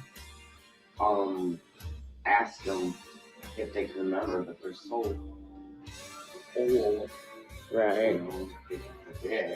I feel like if somebody had Easter dinner with him, that they would have remembered that and maybe said something to somebody. He kind of told me the names, but cut it so fast, and I was talking to somebody else. Because that's what one thing about Devin. If you were talking to somebody, he'd interrupt you, and then I would get off, and then I would go to Devin because the way Devin was is he wanted to be first, and that was part of his autistic. That's an awesome, yeah. All right, guys. So she calls him Devin like 7 million times in a row, out throughout the video. So just for everybody, it's Devlin. So I did get a little snarky on that one. Also, yep, Pastor Marilyn remembers just fine. So Piper is right. In my opinion, she's correct in thinking, that if somebody had dinner with him, they would remember, and it was remembered. And Pastor Marilyn never showed any signs of selective memory loss with me. So, that goes a long way with me. I appreciate her for that. Bob Warner's the one that runs it, and What's his name? Bob Warner. Bob Warner. Yep. And he's in his 80s. And that's Bob's Barn. Yeah, it's Bob's Farm Jamboree. She lives on Thornapple Lake, but in the wintertime she goes to Louisiana. Okay, so now they're talking back about Mary Much, right? So, Jessica told me that she goes to Mississippi, not Louisiana, so I don't know what to think of that, but that's just what I wanted to put into the conversation there. Okay. So right now they're in Louisiana. Oh, do you know what part of Louisiana? Because I'm going Yeah, right she after is. Christmas, and if she's still there, I might be able to get an interview in person. I'm not sure. Yeah, all of a sudden she's not sure, right? Like, okay, so that's the person who's popped on just now is Piper. Her name is Jessica as well, but we call her Piper here to differentiate between the two Jessicas. Devlin's mom also named Jessica. So she has Shelby Lynn, who is on TikTok, who is one of her teammates or helpers, or they both have channels type of a thing, collaboration type thing. Right. And she's also on the panel. You can kind of hear her. Her voice is kind of smaller. I didn't have time to mess with the audio and do all of that this time around. But what she says is, "Oh, Louisiana, I'm about to be there, for Christmas, around Christmas time. And, I'll go interview Mary if she's in Louisiana." And then that lady's like, well, and I mean, obviously nobody should probably speak for Mary, but we'll find out that, people are speaking for Mary. And this was kind of set up with everybody. We all know how this works. So Facebook, YouTube, all of that is the same thing, basically. And we all kind of know how this works where, there's stuff that Piper probably doesn't even realize that's going on right now with the Mary situation. But, we got Lori bringing Mary up. We got, people bringing Mary up in the chat. And then also we're going to have our friend Kay Nicole, aka, she's got 7 million different accounts and alts. She's going to, be on the scene when they're talking about that. Maybe if you can find out, Jess, I can see if I can. Well, like she said, we can get a hold of her on the Book of Faces. That's really the only way to get a hold of her. So that's that Mary Much, Mutch. Okay, Nicole says, me and Mary talk daily. So Kay Nicole commented in my Book of Faces and said, Kay Nicole, so if you talk to her daily, can you maybe have her get a hold of me? And then I'll forward her information to Shelby. And Shelby will be in Louisiana here. When, Shelby? No, the day after Christmas. And maybe we could facilitate a interview. She'll be there for 3 days. In those 3 days, I should be able to meet up with her. Okay. If she's close enough to where I'm going to be. Okay. I'd like to know if she's still holding the money. I'm hoping she is. But. Yeah, because if not, I'm not even going to say what I think, but yeah, if not, she's okay. So Kay Nicole, her name on the TT is she's Voices on TT, and she's the one who speaks with her every day. So she's Voices on TT. Right. She's got like all kinds of different accounts, right? Casper, voices, she's a troll. She's got tons of different accounts, right? Oh, okay. And Lori's asking her right now as well. She's a very, very good person. Yeah, it sounds like it. It's just, I think she was starting to be stalked, and it just Okay, so I don't know who was stalking Mary Much, but I certainly have never stalked Mary Much. I had a conversation with her on Facebook. I put it all out there. We'll be reviewing it again tomorrow since they want to do this.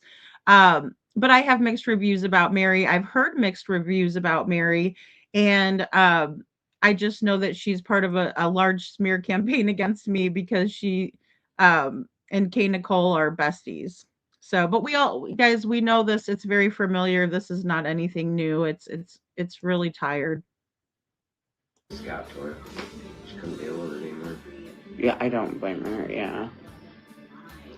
When you're dealing with monies and situations like this and Well, stuff, just like she people mentioned, she hates to say this, but it's been 8 months, so she thinks, why give somebody the family the money and that stuff when we don't know if he's alive, and if he's not, at least she has money to get him buried and rest in peace. Right. So this it wasn't the family in my opinion. Now if there's a screenshot out there that where you guys can show me that Tammy, Sabrina, Will, Matt, Sandra, any of them, right, have ever said that they were going to get a funeral going for Devlin, please send it to me. But to the best of my knowledge, that was started with all of this poll that Kay Nicole did on her TikTok. And Kiki, TikTok is okay, yeah. But the problem with TikTok is they can do all kinds of dirt over there on their live streams and then it just deletes it. And then they don't like put it up, right? It's up to them whether they want to put it up. And I'm going to get into that tomorrow night just cuz I want to make sure these are a little bit more easy to watch on the replay, but yeah, it's madness, right? So that's what happened with Kay Nicole. She took down this live and now she's going to come up here and lie on the panel with Piper about how everything went down, right? So I'm probably going to have Chuchi on the panel because she was actually in the TikTok with me that night. So I can, have a witness to it because she refuses to put it up and I also have text messages where she promised to put it up. And then she blamed her pots and then she tried to make everybody feel sorry for her. It's a whole production. That's why we call her a crisis actor. yeah, good thinking. Yeah. And that's what she was going with. And I agreed 100% with her. Okay, voices for the voiceless. So that's right. Kay Nicole does voices for the voiceless. She brought Devlin to Heather, and then Heather started covering it. Well, actually, that's not what happened. What happened is that Kay Nicole got upset with me because Mary Much ran to Kay Nicole and told Kay Nicole that I was being mean to her when all I did was post the text messages that we had and it was all the same conversation, right? And I even tried to apologize to Mary and say, "Oh, I'm sorry if we got off on the wrong foot." Blah blah blah, right? It's all out there. It's been out there, but they're trying to change this narrative, right? And Kay reminds me of Night at the Apollo. I don't know if you guys know what Night at the Apollo is. Some of our friends like Australia might not know, or Canada, or maybe Women's Warrior. She's in England, But Night at the Apollo is like a comedy, like a variety hour kind of thing, right? Where, it was a bunch of people and if they got out on the stage and they were doing some shit, that nobody liked or, they sucked, they'd get this big cane and pull them off the stage. And that's what I feel like every time Kay Nicole makes an appearance. I just, reminds me of Night at the Apollo. I just want to get the cane out and pull her off the stage because, she's a distraction, right? And people that just want the limelight are a distraction in missing persons cases. They're not helping anything. This is not helping anything rehashing this. If anything, they would keep it quiet and just say it's already been handled. We did a poll, right? They did a poll, but the poll was rigged, and so it's a whole mess, and they won't stop talking about it. And it's so weird because I've refrained from talking about it for the betterment of Devlin's case. And so it's crazy that here I'm reviewing it and here they are. It is so crazy, you know? It's so crazy. You remember Shadow? Oh my gosh, I used to love watching that. It was so good because some of the people were really, really good, but it's like kind of like Simon from American Idol, when he'll just tell people, okay, you have to get off the stage, type of a thing. So, but it's awful. Thank you, Kay. Something or with his, He's his. not a dumb kid. No, I have very much learned he is not a dumb kid. He is a very, very smart kid. He does do good decisions, but then with his disabled, he does do poor things. And I think a lot of it is he might have just got sick and tired of them kids bullying him, supposedly, and he's off somewhere living. And I hope that's what we hope too, but all signs don't really point to that. Right. Let's be, real. And then I do notice if you look on the Devlin Lee Hatfield Tate one, his last song that he posted on April 1st with a message stating it was his father. It says, I can't stand how Tammy's treating me. I remember. So. All right. So this is where, you could even see where Piper's confused. She's like, what are you talking about? Right. So what Piper was referring to and wanting to show her was this post that was deleted, right? This is April 1st. Devlin Lee Hatfield Tate is with Jessica Peckham, his mother, and Erin Coy Kendall. And this is a lady, a young lady that is friends with Devlin. Right. So it says, I love you guys. I truly do, but I can't do this anymore. I can't keep putting up with my sister Tammy anymore, right? Beat You There is the song. And you can see it was posted after March 31st, April 1st, but now it's gone. Can I use your Facebook again just 1 minute to pull it up? And I'll tell you exactly. All right, so she's helping her out there. We're going to read the lyrics really quick. Beat You There is a song by Will Dempsey of 2025. I don't know why God always takes the good ones first. And man, I've tried to be strong and carry on, but damn, this hurts. And I wish that I could talk to you again somehow, some way, even if it's for a moment, so I can hear you say, don't cry for me. I'm all right. I'm better than you know, and this life can be a short ride. So don't waste it on the sorrow and just hold on to those moments. And the moments we shared, we're both headed for the same place anyway. I just beat you there. Right?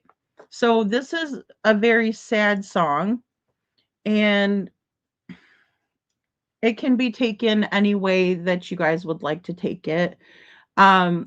I'm sorry I don't sing like Will Dempsey, and also I know that, song lyrics are like poetry, and so that's how I'm reading it. When we think about Devlin being a very sentimental young man, a man who's on the spectrum, most of the time people on the spectrum will take things very literally. And so that's how I'm taking some of this. But I also think that Devlin had a very deep emotional side to him, a very sensitive side to him. And when I read these lyrics, I think that he's missing Bill. I think that he's missing a connection. I think that he is sad, right? The song? What do you mean? Hold on. So I'll rewind it because they're just now realizing that this stuff was deleted. when they went to show Lori. Says, I know they say just give it a little time, you'll be okay. That might be true, but it don't really help me today. And we ain't supposed to question the man upstairs. There's just so much I don't understand. It just don't seem fair. Don't cry for me. I'm all right. I'm better than you know. And this life can be a short ride.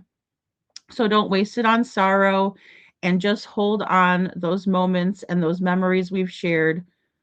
We're both headed for the same place anyway. I just beat you there. Right? Beat you there. Where are we all headed, guys? Hopefully to heaven. Who beat Devlin to heaven? Bill Tate. So I do believe that this may have had a lot to do with that mindset of missing Bill. And he was also being shamed that he didn't care about Bill enough or his passing. And we'll get to that in a moment. And as each day goes by, I get a little bit stronger, but that don't stop me from wishing you were here a little bit longer. Aw. So I'm going to smile when I think of you like I know you'd want me to, and I know you're watching over me in everything I do. And all those things I never got to say, well, I'll send them with this prayer, then look up, wipe my tears, and raise my beer, and I'll see you there. And I'll see you there. And then it says, like, it's got like some more, little oohs and ahs and, whatever, vibrato, whatever. Right. So a really, really pretty lyrics, a really beautiful song. And that's how Devlin was feeling that day, 20 days before he went missing. And he posted that he can't take Tammy's, bickering back and forth, all of the stuff anymore. It's too much. It was too much for him. It was too much for him. And it was too much for him to handle also dealing with it from Jessica as well, in my opinion, even though he did tag her in this post. So let me just back it up a little bit. With a message stating It was his father. that says, I can't stand how Tammy's treating me. I remember. So can I use your Facebook again just 1 minute to pull it up? And I'll tell you exactly. I went back to look for that. Uh-huh. It wasn't on there. The song? What do you mean? Hold on. No way. No, he sang a song. I went back on Did his biological dad die? It's not his biological dad. It was Sandra's husband that he called dad, which was Grandpa. Sandra's husband passed away. No, that was before that. Because he. Okay, guys, really quick. This lady, in my opinion, does not have this correct. And I didn't realize, I forgot I had to add this in here. So just bear with me. I apologize. And I'll make sure to back it up. So they're realizing that the post is deleted. And then she starts talking about Bill Tate. So she's distracting from the situation because the big moment right here, this is huge. Somebody has manipulated Devlin's account, whether it was him, whether it was someone else. Someone deleted posts off of his account, whether it was Facebook, who got a notification that it was bad or something like that, and they decided to take it down. So we just don't know, but law enforcement is on it. William Tate passed away on July 16th of 2023. Devlin was still having an extremely hard time with that, you guys. And not only that, he was being accused of not caring for Bill Tate or caring that he had passed. In my opinion, Devlin's bio dad is unknown. Based on my research and experience with Jessica, we really don't know who Devlin's dad is. But Devlin was adopted by Sandra and Bill Tate when he was a little over a year old. Here's Devlin's little bit of a makeshift family tree. We have Sandra and Bill Tate, and then we have Devlin and Jessica, his mother. His mother, Jessica, was married to Timothy Hatfield, and Devlin's bio dad is unknown. She swears that it is Adam Nolan. I don't think so. That's my opinion. It doesn't help find Devlin. It doesn't really matter. But I think he does take after the Tates quite a bit. Quite a bit. So there's that. All right. That's odd. Husband that he called dad, which was Grandpa. Sandra's husband passed away. No, That was before that. Because he told at Bob's Barn it was his dad, and he sang a song for him, and it was before he died. unalived is what she meant to say. All right. That's odd. Good night, Kiki. Have fun at church. If you go, What? It is gone. I told you. How? Somebody is messing with you. Yeah. Guess what? Let me think. I screenshotted that song. So that post is missing out of his Facebook, you guys. Do you mind can I show this? Okay. So that post was between this post and this post right here. Hey, With the they're wondering camera. when you took the screenshot.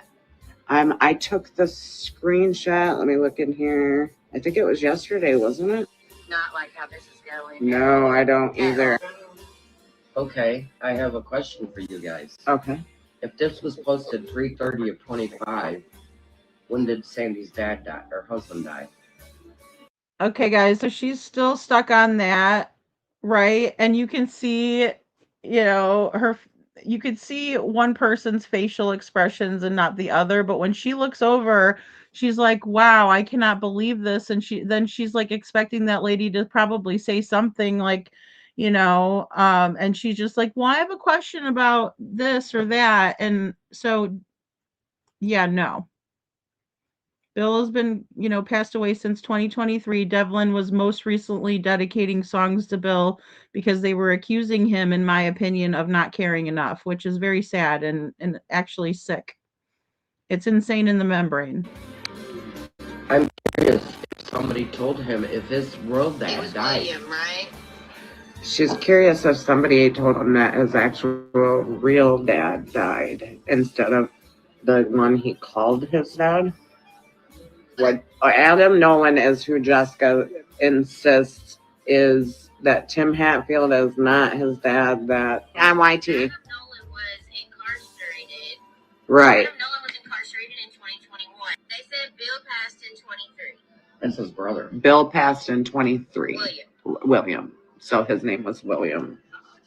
Sandra's husband. I guess he went by Bill though. Yeah, he went by Bill. No. All right, so she's going to keep saying no, but I just want to go back to this really quick. So Wednesday, October 2nd, Jessica says she can't talk to Devlin, but Devlin says, I don't want to text. I want to call you. Please go somewhere where I can call you and talk to me. Seeing how I'm in Lake Odessa at the park right now because of... Went by Bill though. Yeah, he went by Bill. No. Right, we read these. I'm sorry, guys. We read these earlier. But I wanted to bring it up again because of what this lady is thinking is going on, which I don't think is really going on, right? Because here it says, she told me that that Tammy said I better go back there or she's locking her doors at 11 and not letting me in. So Sandra decided that I should go back there and I told her that I don't feel safe there and Tammy and everything with that. So she told me... I wonder if Bob recorded that up there because he told. And also had Sabrina on the phone as Tammy was going off about dad, Bill, right? Dad. That's the only dad Devlin knows, guys. To the best of my knowledge, right? Is Bill. That's who he calls dad. Who he wouldn't call Adam dad anyway because Adam was never a part of his life. Right? So he might be reluctant to call him dad, especially when Bill was a part of his life. So Bill technically and everything about me not caring about him as well, right? Tammy was going off about dad, Bill technically, and everything about me not caring about him, right? Because when Devlin was, hey Detroit, when Devlin was adopted by Sandra and Bill, that made Tammy his sister, right? Then everybody started saying that's his sister, that's his sister. So just to put that out there into perspective for everybody, he was getting told that he didn't care enough about Bill. Right? And I think that has something to do with Jessica going on and on about how Adam's his dad, and then maybe he popped off with that statement, or it was overheard. I'm not exactly sure there, but that's why he was doing, the dedications a lot. Also, we have text messages that say that Devlin used to go and sit at the church and talk to his dad. So I think this lady's way off here, but that's my opinion. And this is the proof and why I think that. And I'm not talking about Piper. I'm talking about Lori, the neighbor. They said Bill passed in 23. That's his brother. Bill passed in 23. William. So his name was William. Sandra's husband. I guess he went by Bill, though. Yeah, he went by Bill. No. I wonder if Bob recorded that up there, because he told that day the reason he sang that song is his dad died. Another thing that you might want to do is, his wife just came home from the hospital, Bob. Okay. But I know Devin talked to Bob a lot about his problems. Okay. That post that is now missing from yesterday to today. Hello. YouTube music or YT. Yeah, between yesterday and today, guys. We've had Somebody has access to his book of faces. Yeah. You're there, and I already knew. They deleted it. Yeah. As soon as I posted it. Well, I know Bob and Devin was close too. Hey, Lori, could you make sure that you please contact law enforcement about everything that you know about Devlin, and don't call him Devin because they might know who you're talking about. And stop calling him Devin. It's Devlin, for Pete's sake. Okay? Sorry. It just, guys, it's there. It happened so many times in the interview that I almost want to go back and count how many times that she called him the wrong name. But then said she knows the family super well, and that I almost called him Devlin, right? Used to sleep in her barn and come by all the time, and she gave him the sweatshirt he went missing in, all this stuff, right?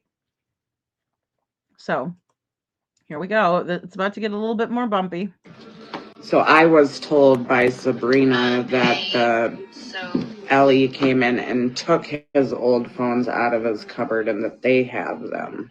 So, you're going to follow up with Ellie on the fact that the post was taken down, right? Correct. Yeah. Okay, so Shelby Lynn is on it. She's like, hey, you're going to follow up with this, right? With Ellie, with this post being taken down. And, Piper's like, oh, yeah, definitely. And, again, I double checked with her and all of that stuff before I even watched this part.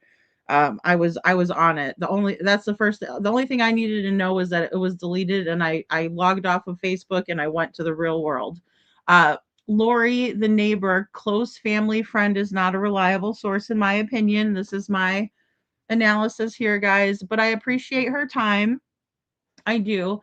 Please phone the authorities like we all did about what you know about Devlin's Facebook being deleted and your messages being rejected. Please, if you have not already, don't go to the fire station, guys. Contact Ionia County Sheriff's Office. Contact Detective Castle or Philip Heshy. They are both on this case as the detectives for Devlin's missing case. I'm begging you, Lori, please phone the authorities like we all did about what you know about Devlin being deleted, or Devlin's Facebook posts being deleted, or any involvement or anything that you're about your rejected messages, because it's very important. Thanks, KJ Mac. I try to be, because I know you guys, if I was to bullshit you guys would be able to know, because you know me well by now. So yeah, and I always want to give credit where credit is due, and then critique the parts that I whatever. I do try to be fair and balanced. I appreciate that, KJ. Yeah. Do you have anything of Devlin's here? No. No. Okay. I was hoping maybe Lori had something he left here that I could use with Hazel, but so. Yeah, you guys want a rundown on where Mary is with the whole reward thing? Yeah. Okay, guys. So out of nowhere, Kay Nicole crashes the live, right? She was in the comments. She's like, I talk to Mary all the time. And now she came up and she into the box, right, or whatever, or on the call, however. Kay Nicole, aka Casper, aka Voices, aka Crisis Actor, has entered the chat. Yeah, if she's in here, that would be great. Or if you talk to her. Yeah, Oh, she's gonna talk for her, like she put the poll up for her. Hold on, heard, sorry guys. just a lot of back and Well, forth let's just opinions and back it up a little. I was hoping maybe Lori had something he left here that I could use with Hazel, but so. yeah, you guys want a rundown on where Mary is with the whole reward thing? Yeah, if she's in here, that would be great. Or if you talk to her. Yeah, so after she had heard, just a lot of back and forth opinions and, it led to the live that we had held, she had decided that we got in contact with Detective Casol, and she had decided to add 3 trusted non-family community members that she trusted with her. Those 4 are overseeing basically the account, and they're going through the process that they need to go through, and nobody can take from it. Good. Anybody can put in it. So any fundraising that me and Mary have plans, like the pancake breakfast, etc., just goes to raising that 6K higher. And some places around here could not afford color flyers. So I know that was a huge debate, and that was kind of what was constantly the issue. That was not constantly the issue, and that was never up for debate. I simply pointed it out, and I'll show you guys what I'm talking about. This really, this is what really spurned people and lit a fire under their ass to actually do something for Devlin in their own area, not just talk crap about Sabrina on Facebook. Okay, so let's be honest, let's be real. So when I did the analysis, right, in the videos about the bake sale, this is what the bake sale looked like. And you couldn't tell that Devlin's presence was there. And also all of the shirts were folded under so you couldn't see his picture or his missing information, right? It just looked like a bake sale. It didn't look like it was a benefit for a missing child. And that's my opinion, but that's why they were upset. And we're going to get more into it, but Kay Nicole's thoughts here are incorrect, and she knows it. That's the biggest takeaway, is that she definitely knows that she's being ridiculous at this very moment. But she wants to make sure that she paints a narrative to this, audience here. So, and Nate just farted really loud in the background, and it's kind of appropriate. So, we didn't have the affordability to get a lot of color flyers. Okay. And nobody wanted that 6K touch. We put it to a poll. Everything, the community voted in vast majority that they did not want to touch that 6K. They wanted it left alone and in Mary's hands. Good. Much better off in the, yeah.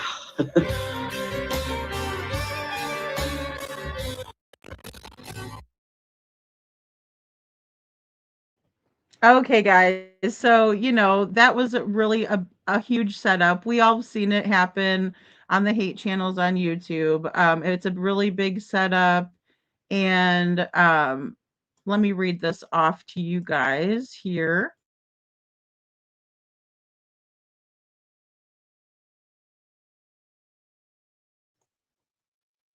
All right. So we have Kay Nicole. That was the one that was on panel, right?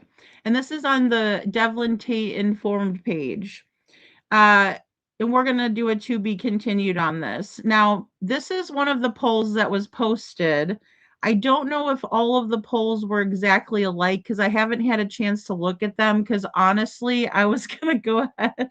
Yeah, little Miss Sharon, I usually would really flip out if you did that in a moment, but it was well timed.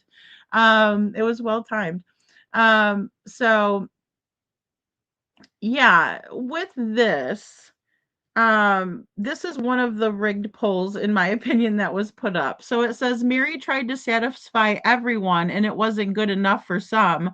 I'll fundraise regardless, but I don't blame her for wanting to step away. But she didn't step away. She's very much in it and she wants to keep the money. So that's what's crazy. So you don't do a poll like this, right? Because right away it's bias, right? And what the poll was agreed upon to have done was to ask if the public would like to use those funds in lieu of not being able to find Devlin for some billboards for the area, right? And as I said, I'm going to get more into it tomorrow because we've been at it for a while, but I just wanted everyone to see this prior to because I have a lot more to put together. So then she says how to proceed with the reward money in advertising. And again, Kay Nicole wasn't the one that agreed to put the poll on Facebook. It was Mary that agreed to put the poll up, and it was supposed to just be a yes or no for the billboards or keep it for a reward, right? Reward billboard, that's all you need to do is put it up there. If you put it up in this manner, that means that you're giving your opinion and you're making the poll bias. And then you see Mary is right here at the bottom. How do I share this? Well, you should have maybe made it yourself, right? So these are the options that they gave instead of doing what they said they were going to do. One option was leave reward as it is, open separate account for advertising. Take from existing reward to cover expenses. It says nothing about billboards, guys. Use it to publish on like the newspapers and stuff like that and all over the USA. Okay. Very strange. Well, because Mary didn't want to come off the money, KJ. Like when we were in, and Chuchi, please feel free to put your opinions in there because you were in there too. When we were in the live stream on TikTok, that was taken down immediately and never placed back up again because they knew they fucked up, in my opinion.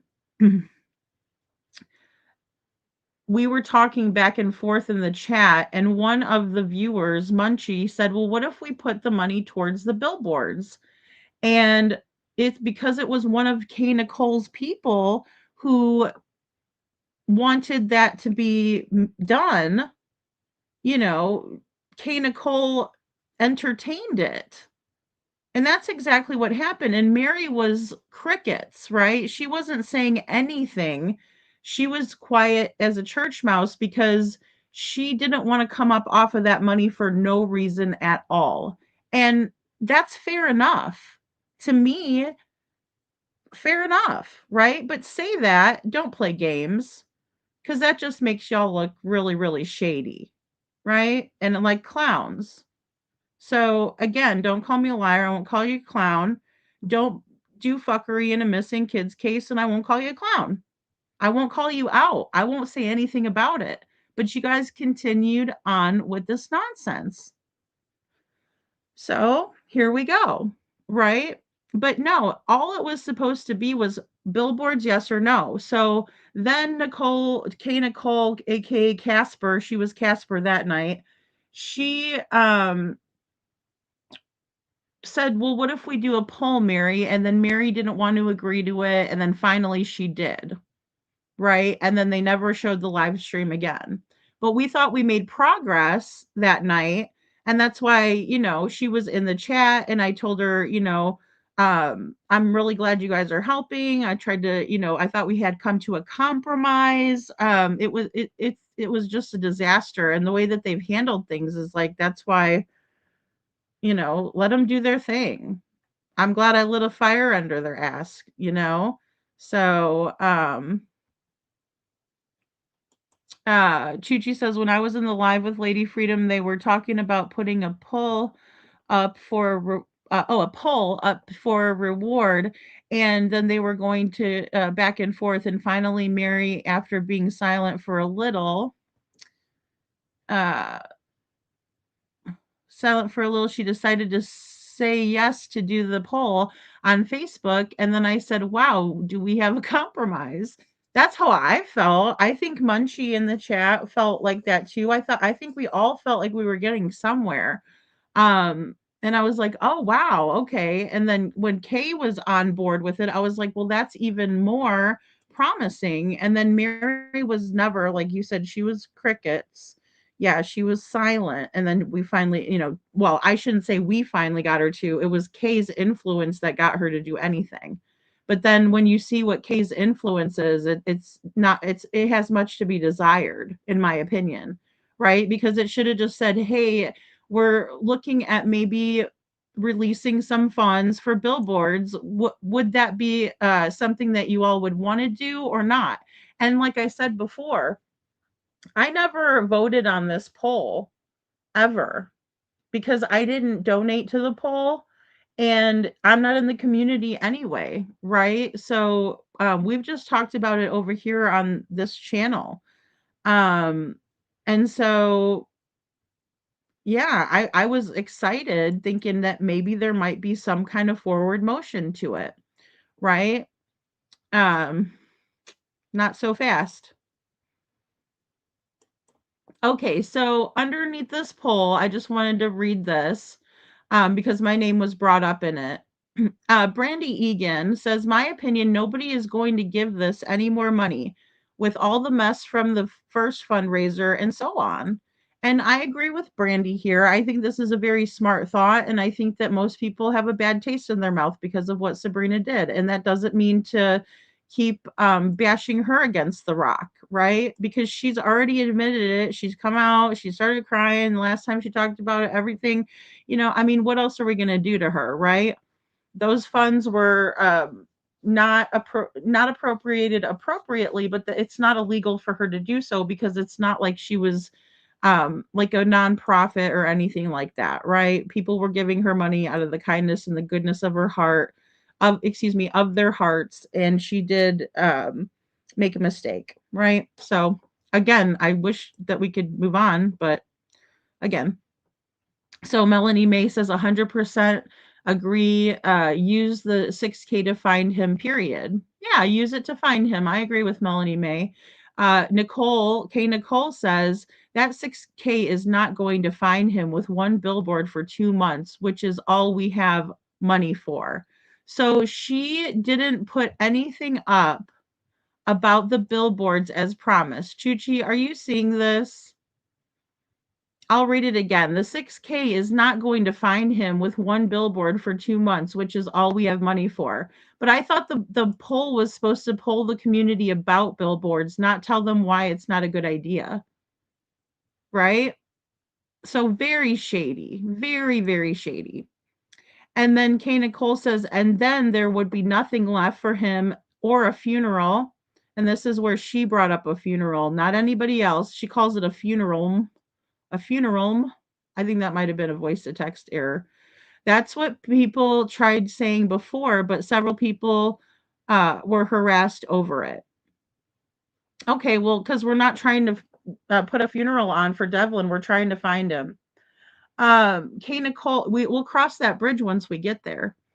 And then Brandy Egan, then the ones who have been complaining to Lady Freedom should stop. The ones who keep complaining to Lady Freedom should stop. Nobody's complaining to me, right? Jessica brought it up to me and told me about it, but I knew about it way before Jessica brought it up to me. It was all over Facebook, you guys, that Sabrina had stolen the money. You can't hardly look up Devlin's case without hearing about this. KJ Mack says, I find it strange, more like performative measure, get a PI or spread awareness. Someone has to take responsibility in that mess. They never will, KJ. They never will. And then, I agree with Brandy 100% that people in the community are not going to want to raise money for that cause, knowing what happened to begin with. Now Mary might get some support or whoever they've chosen to be the chair people for it. And like I said, we're gonna have to get into that tomorrow because it's just a lot. They're making it bigger than it is, and it's only $6,000. Could you imagine if there was $50,000? KJ Max says, "Who would give that group money? I want a decisive, responsible party with a plan and experience." Yeah, there is no plan. So that's what's tough. And they have had a PI, right? And we do have the help of a PI from some capacity, but I can't go too far into any of that. But I will say that a lot of this crap hindered good help, right? And that's why I never let the family come up here and raise hell. Chuchi says, in my opinion, I think reward funds should be in the bank in a trust. I agree. And only one person can have control over it in all cases, not just Devlin's. Yeah, that's across the board, right? Because that way there's less room for error, right? But the fact of the matter is I don't think anybody is trustworthy after what happened with that money because Mary allowed for like she helped Sabrina out. What really ultimately what it is because they kind of like they gave which is fine. That is up to them what they did with their situation. But they did from the outside looking in, they gave Sabrina a pass and also paid the money back for her, right? Because she still owes Mary money. But am I going to be mad at Mary for that? No, I just don't like the way they handle things, and I think that they're liars. Well, I know they're liars, and then they're smearing me. So I'm going to have something to say about it on my platform. I'm not going to go over there and troll them or be in their comments. I don't care what they say. But, again, I didn't even know where the poll was. I was steady looking over on Mary's, checking it every now and then to see if she had posted it because I didn't think she was going to because she was so quiet. I just figured I'll believe it when I see it kind of a thing. But nevertheless, my name gets brought up and I wasn't even involved in any of this. I'm not friends with Kay Nicole on Facebook at all. So she says to Brandy Egan, then the ones who have been complaining to Lady Freedom should stop. We did this because certain people have been harassing over no one getting, and then it got cut off because we're gonna go over it tomorrow. I just wanted to show you all this, because they brought it up in the live stream. Yikes. I don't know why. It's like a criminal telling on themselves or it's like a kid saying I didn't take the cookie from the cookie jar, and telling you that and you're like, "Well, I never said you did." Right? But they're so guilty that they'll tell on themselves. All right, here we go, guys. I'm just going to play this through.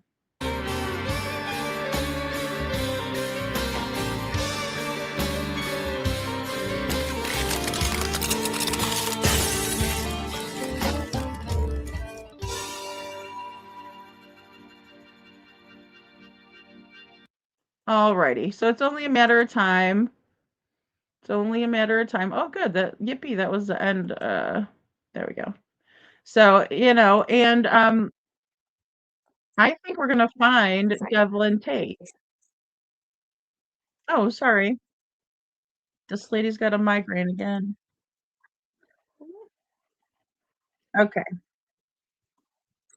No, I wanted you to stop. Okay, I wanted you to quickly stop talking about migraine pain. All right, so that's where we're at, guys. I hope you enjoyed the live. I hope that it made you think a lot. I hope that we can come to better conclusions, better possibilities, more solutions to where Devlin could be, you know? And Detroit says makes sense for him to have earbuds with the wire because the Bluetooth ones need to be charged all the time. If he had a hard time charging his phone, the wired ones would just plug into his phone. And I believe that is probably one of the main reasons he used the cord as well, Detroit. Very good point. Thank you. I haven't seen him in buds. I'll have to go double check his TikTok if he was wearing earbuds in those. Because I know like my earbuds, I can charge the box and then the earbuds are fully charged, and then I wear the earbuds, I put them in the box, and the box is still charged for a little bit. And then also I have an adapter because I have an iPhone, so but it doesn't work all the time. Like sometimes people like it sounds like you're 10 miles away, so I'll have to, put them on speaker instead if my earbuds are charging. But I know what you're saying. That would alleviate, see, and that's what Devlin was trying to alleviate his issue, one more issue, or excuse me, one less issue to worry about. Chuchi says, in my opinion, Kay nor Mary could have a vote in that whole because it's biased. If they did, right, it should have only been the community only, in my opinion. I agree with that 100%. I think that that would have been the fair way to go about the poll, you know. But they're not. They're not doing it fair. And I have a problem with that. That's one thing again that Joni Sowers said that sticks out to me about Devlin is that he didn't like it when things weren't right. And she didn't mean it in a way that, you know, when somebody didn't get something right. No, what he didn't like was injustice. What he didn't like is somebody not getting a fair shake. What he didn't like was someone getting the shit end of the deal. What he didn't like was seeing somebody do something unfair, and everybody knows it's shit and unfair and bullshit and nobody's going to say a damn word about it. That bothered Devlin and it bothers me too. Oh, it bothers me too. I don't know what it is, but when I see something that's unfair, I'm going to call it out every single time. And if I care about you and you're hurting yourself, I'm going to call it out every single time. And that might make me a bad person in some people's eyes. Some people might think that I'm a jerk. I don't care. When I see something that's wrong, I don't like it either. I like things to be fair. KJ Max says accountability would go a long way, so trust could help ensure that.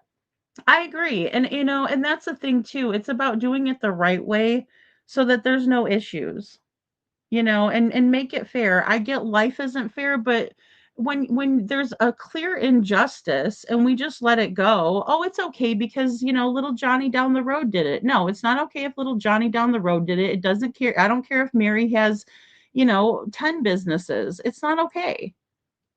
And then to keep on with this? Oh my God. Witchy Mama says also, or I always told the kids and myself too to use one bud and the other one can be charging and yours. Yeah, I do the same thing too, Witchy. Yeah, because then you can hear your surroundings, especially in public, or even more so, if yeah, mom's trying to get your attention. Exactly. Well, and with Devlin, walking at nighttime, that would be a good strategy. So that way he could hear if anybody was walking up on him or something.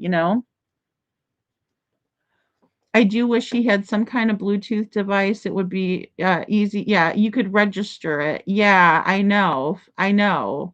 Yeah, all of and I'm not saying he didn't, KJ. And I was wondering about that watch too, but it does look like a regular watch to me.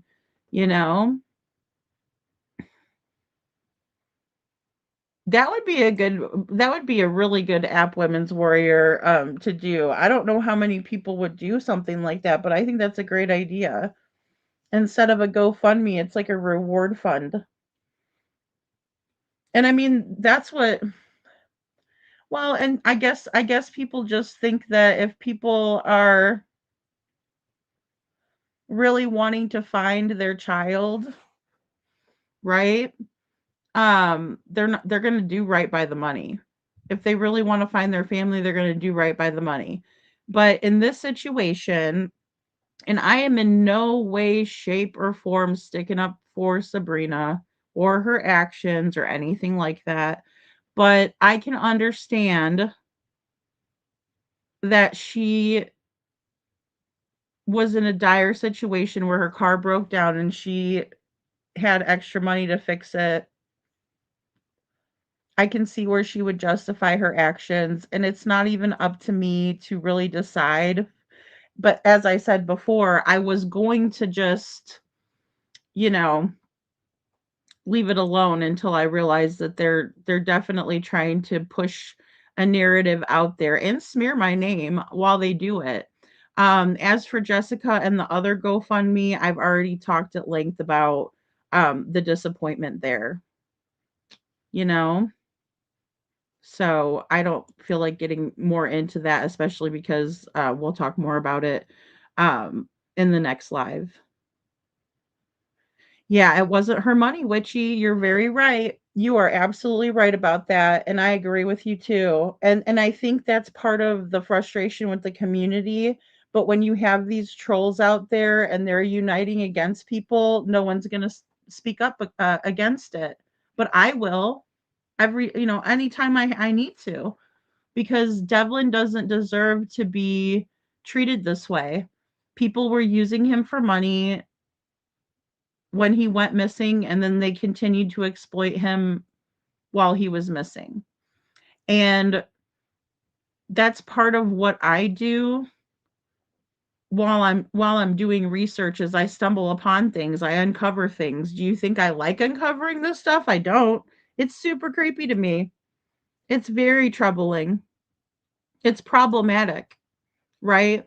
It sometimes gives me less faith in humanity, and it really makes me want to vomit, if I'm being completely honest, because I thought the conversation was supposed to be about Lori finding Devlin sleeping in her barn and Lori knowing and seeing him, on Easter Sunday, and all of these things that are super important to finding Devlin. And all we get is Mary inserting herself into this situation with Kay Nicole and all of that, right? We talked very little about Devlin. Every single thing that Lori said is in this interview. And I'm in no way blaming anybody, especially not Piper, for, that infiltration of her live stream, right? Because you saw it play out. That's why I left all that stuff in there. You could see it play out.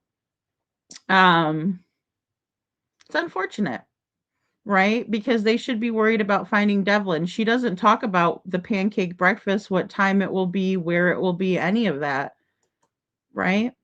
So again, it's very sad for Devlin. Witchy says, right, KJ, or was she so used to taking money or resources from Devlin she didn't think twice? And I think that's a big one too, Witchy. I do. I think that you nailed it right there. She wasn't worried, about that kind of thing. Um, Devlin's money is her money, and I can absolutely see that point all the way through. You know, I'm just so surprised that we're still talking about it, right? Because but then again, they are analyzing this case from the beginning, so I also consider that. KJ Maxx says exactly what she felt because she did not, excuse me, she felt because she did work and put in money she could take from it. No, no, no. Yeah, completely unethical, entitled. Yeah, yeah. And they, to the best of my knowledge, Faye, they are uh in contact with law enforcement about getting polygraphs done, which I was very shocked. And I think all of them need to. I think they should have been polygraphed from the very beginning. No ifs, ands, or buts about it, but those are expensive resources. Using the money that would help my nephew be found means he won't be found, in my opinion. Yeah, I can see where that comes into play as well, Faye, right? Like, it doesn't matter because he's not coming back. No, I totally understand that. I have lots of idea about lots of things I would like to get start. Yeah, I know, Women's Warrior. You and me both. Detroit. I love Night at the Apollo. Oh my gosh. Every single time yeah, Kay Nicole enters the stage, I'm like, what are you doing? You're just here to talk about the reward, aren't you? You little weirdo. Like, I'm sorry. It gets to the point where, and I'm gonna say this, and I know it doesn't matter, right? It won't be heard. But I've said it before, I'll say it again. I don't think that she realizes or anything. I think she thinks her heart is, doing, her heart's in the right place and she doesn't realize what she's doing, but she's also got the troll factor, right? The mentality of a troll. And that's what trolls do. They all come in at once, they all dogpile people, they all make people, they're bullies, but then the minute that they have it dish back upon them, they don't like it. So yeah, she wanted the pain. Yeah, but they keep mentioning it, Chuchi, and that's why I'm like, why do you guys keep bringing it up? It's weird. Like, they should have just told Piper, "Look, this was already handled and taken care of. We did a poll, the community's already comfortable with what's happening with the funds." But they must not be, because if they're doing this, there's something more to it, you know? So, um, no, and I won't do a fundraiser for anybody. I probably will never do that again because of what Jessica did, right? Because it's just smart not to, you know? Um, yeah. I don't know though. Like, if you look at someone like Brandy Neal or Seth Rogers, I will always drop their links. So I shouldn't say I'll never do it. I guess I'll just never set one up. Maybe that's for the big creators to do and not for me, cuz I can't. I don't want to be a part of it, really. I mean, everybody likes to be a part of something good, but when it leaves a bad taste in your mouth, I don't know. So for any community members out there that feel that way, I'm there with you, because I've been burned too. By Jessica, not Sabrina or Tamara or Matt on that aspect. I really hope so. All five of them must be questioned and take a poly. Yeah, I think everybody should. Yeah. I mean, something had to have happened to Devlin, and somebody has to be accessing his accounts, and that's a big one for me. So, guys, we're going to do our Christmas party on the 23rd. And then I'm still going to be doing live streams next week, but I'll probably do late night shows, because that way it'll be when everybody's already done with the family stuff. And we can sit back and relax and talk true crime and just have a good time. Tomorrow I'm going to go ahead and take a night off so I can cut and color my hair and do my nails and finish up on some laundry and stuff that I need to do, and work on these videos. So that's what I'm going to be doing tomorrow. So just keep an eye out uh, for the videos. And then next week, I'll try to fit some day shows in, because I know a lot of you guys are, day people too, and on the replay and stuff like that, because I always appreciate you guys being here. Um, So, and I have a special, like, little tree that I put up for Sebastian, so I want to show you guys that. So I'll be doing live streams, that's why I'm cutting color my hair and all that good stuff for you guys, so I could look pretty for you. Um it was 12 years ago and it was still going. That money was from a kind community. Yeah, and the good thing is that most people to Women's Warrior, that would find Devlin, or, that would be out there doing that, most of them would turn the money down and tell them to put it towards, you know, finding another missing kid or a good cause, something in Devlin's name. That would be the most appropriate thing. Um, you know, it's just sad, some of the things and the insensitive things that were said in the post about funerals and things like that is very disgusting, in my opinion. It doesn't keep the hope up, and then we talk about the family and how they're feeling, um it's just, it's not. I mean, that doesn't help, right? With hope. Remember hashtag keep the faith, right? I'd rather be hopeful than hateful. And I'm going to end with that and sign off, you guys. I love you all so very, very much. And please keep an eye out for the videos that I'll be working on. And then I will see you all Monday. Good night, Shadow. Thank you. Thank you, Little Miss Sharon, for your super sticker too. I don't remember if I said thank you, but I saw it up here right now with the starred one when I went to go end the stream. So thank you. Thank you so much. You guys are amazing. I really, really appreciate everything. And Chuchi, thank you so much for, being in the the live stream that they took down and that she'll never put up because she knows she's a lying sack of shit. Okay, I'm sorry. All right, we'll just end that on I should have ended that on a better note. Either way, you guys rock. I'll see you guys later. Have a great one.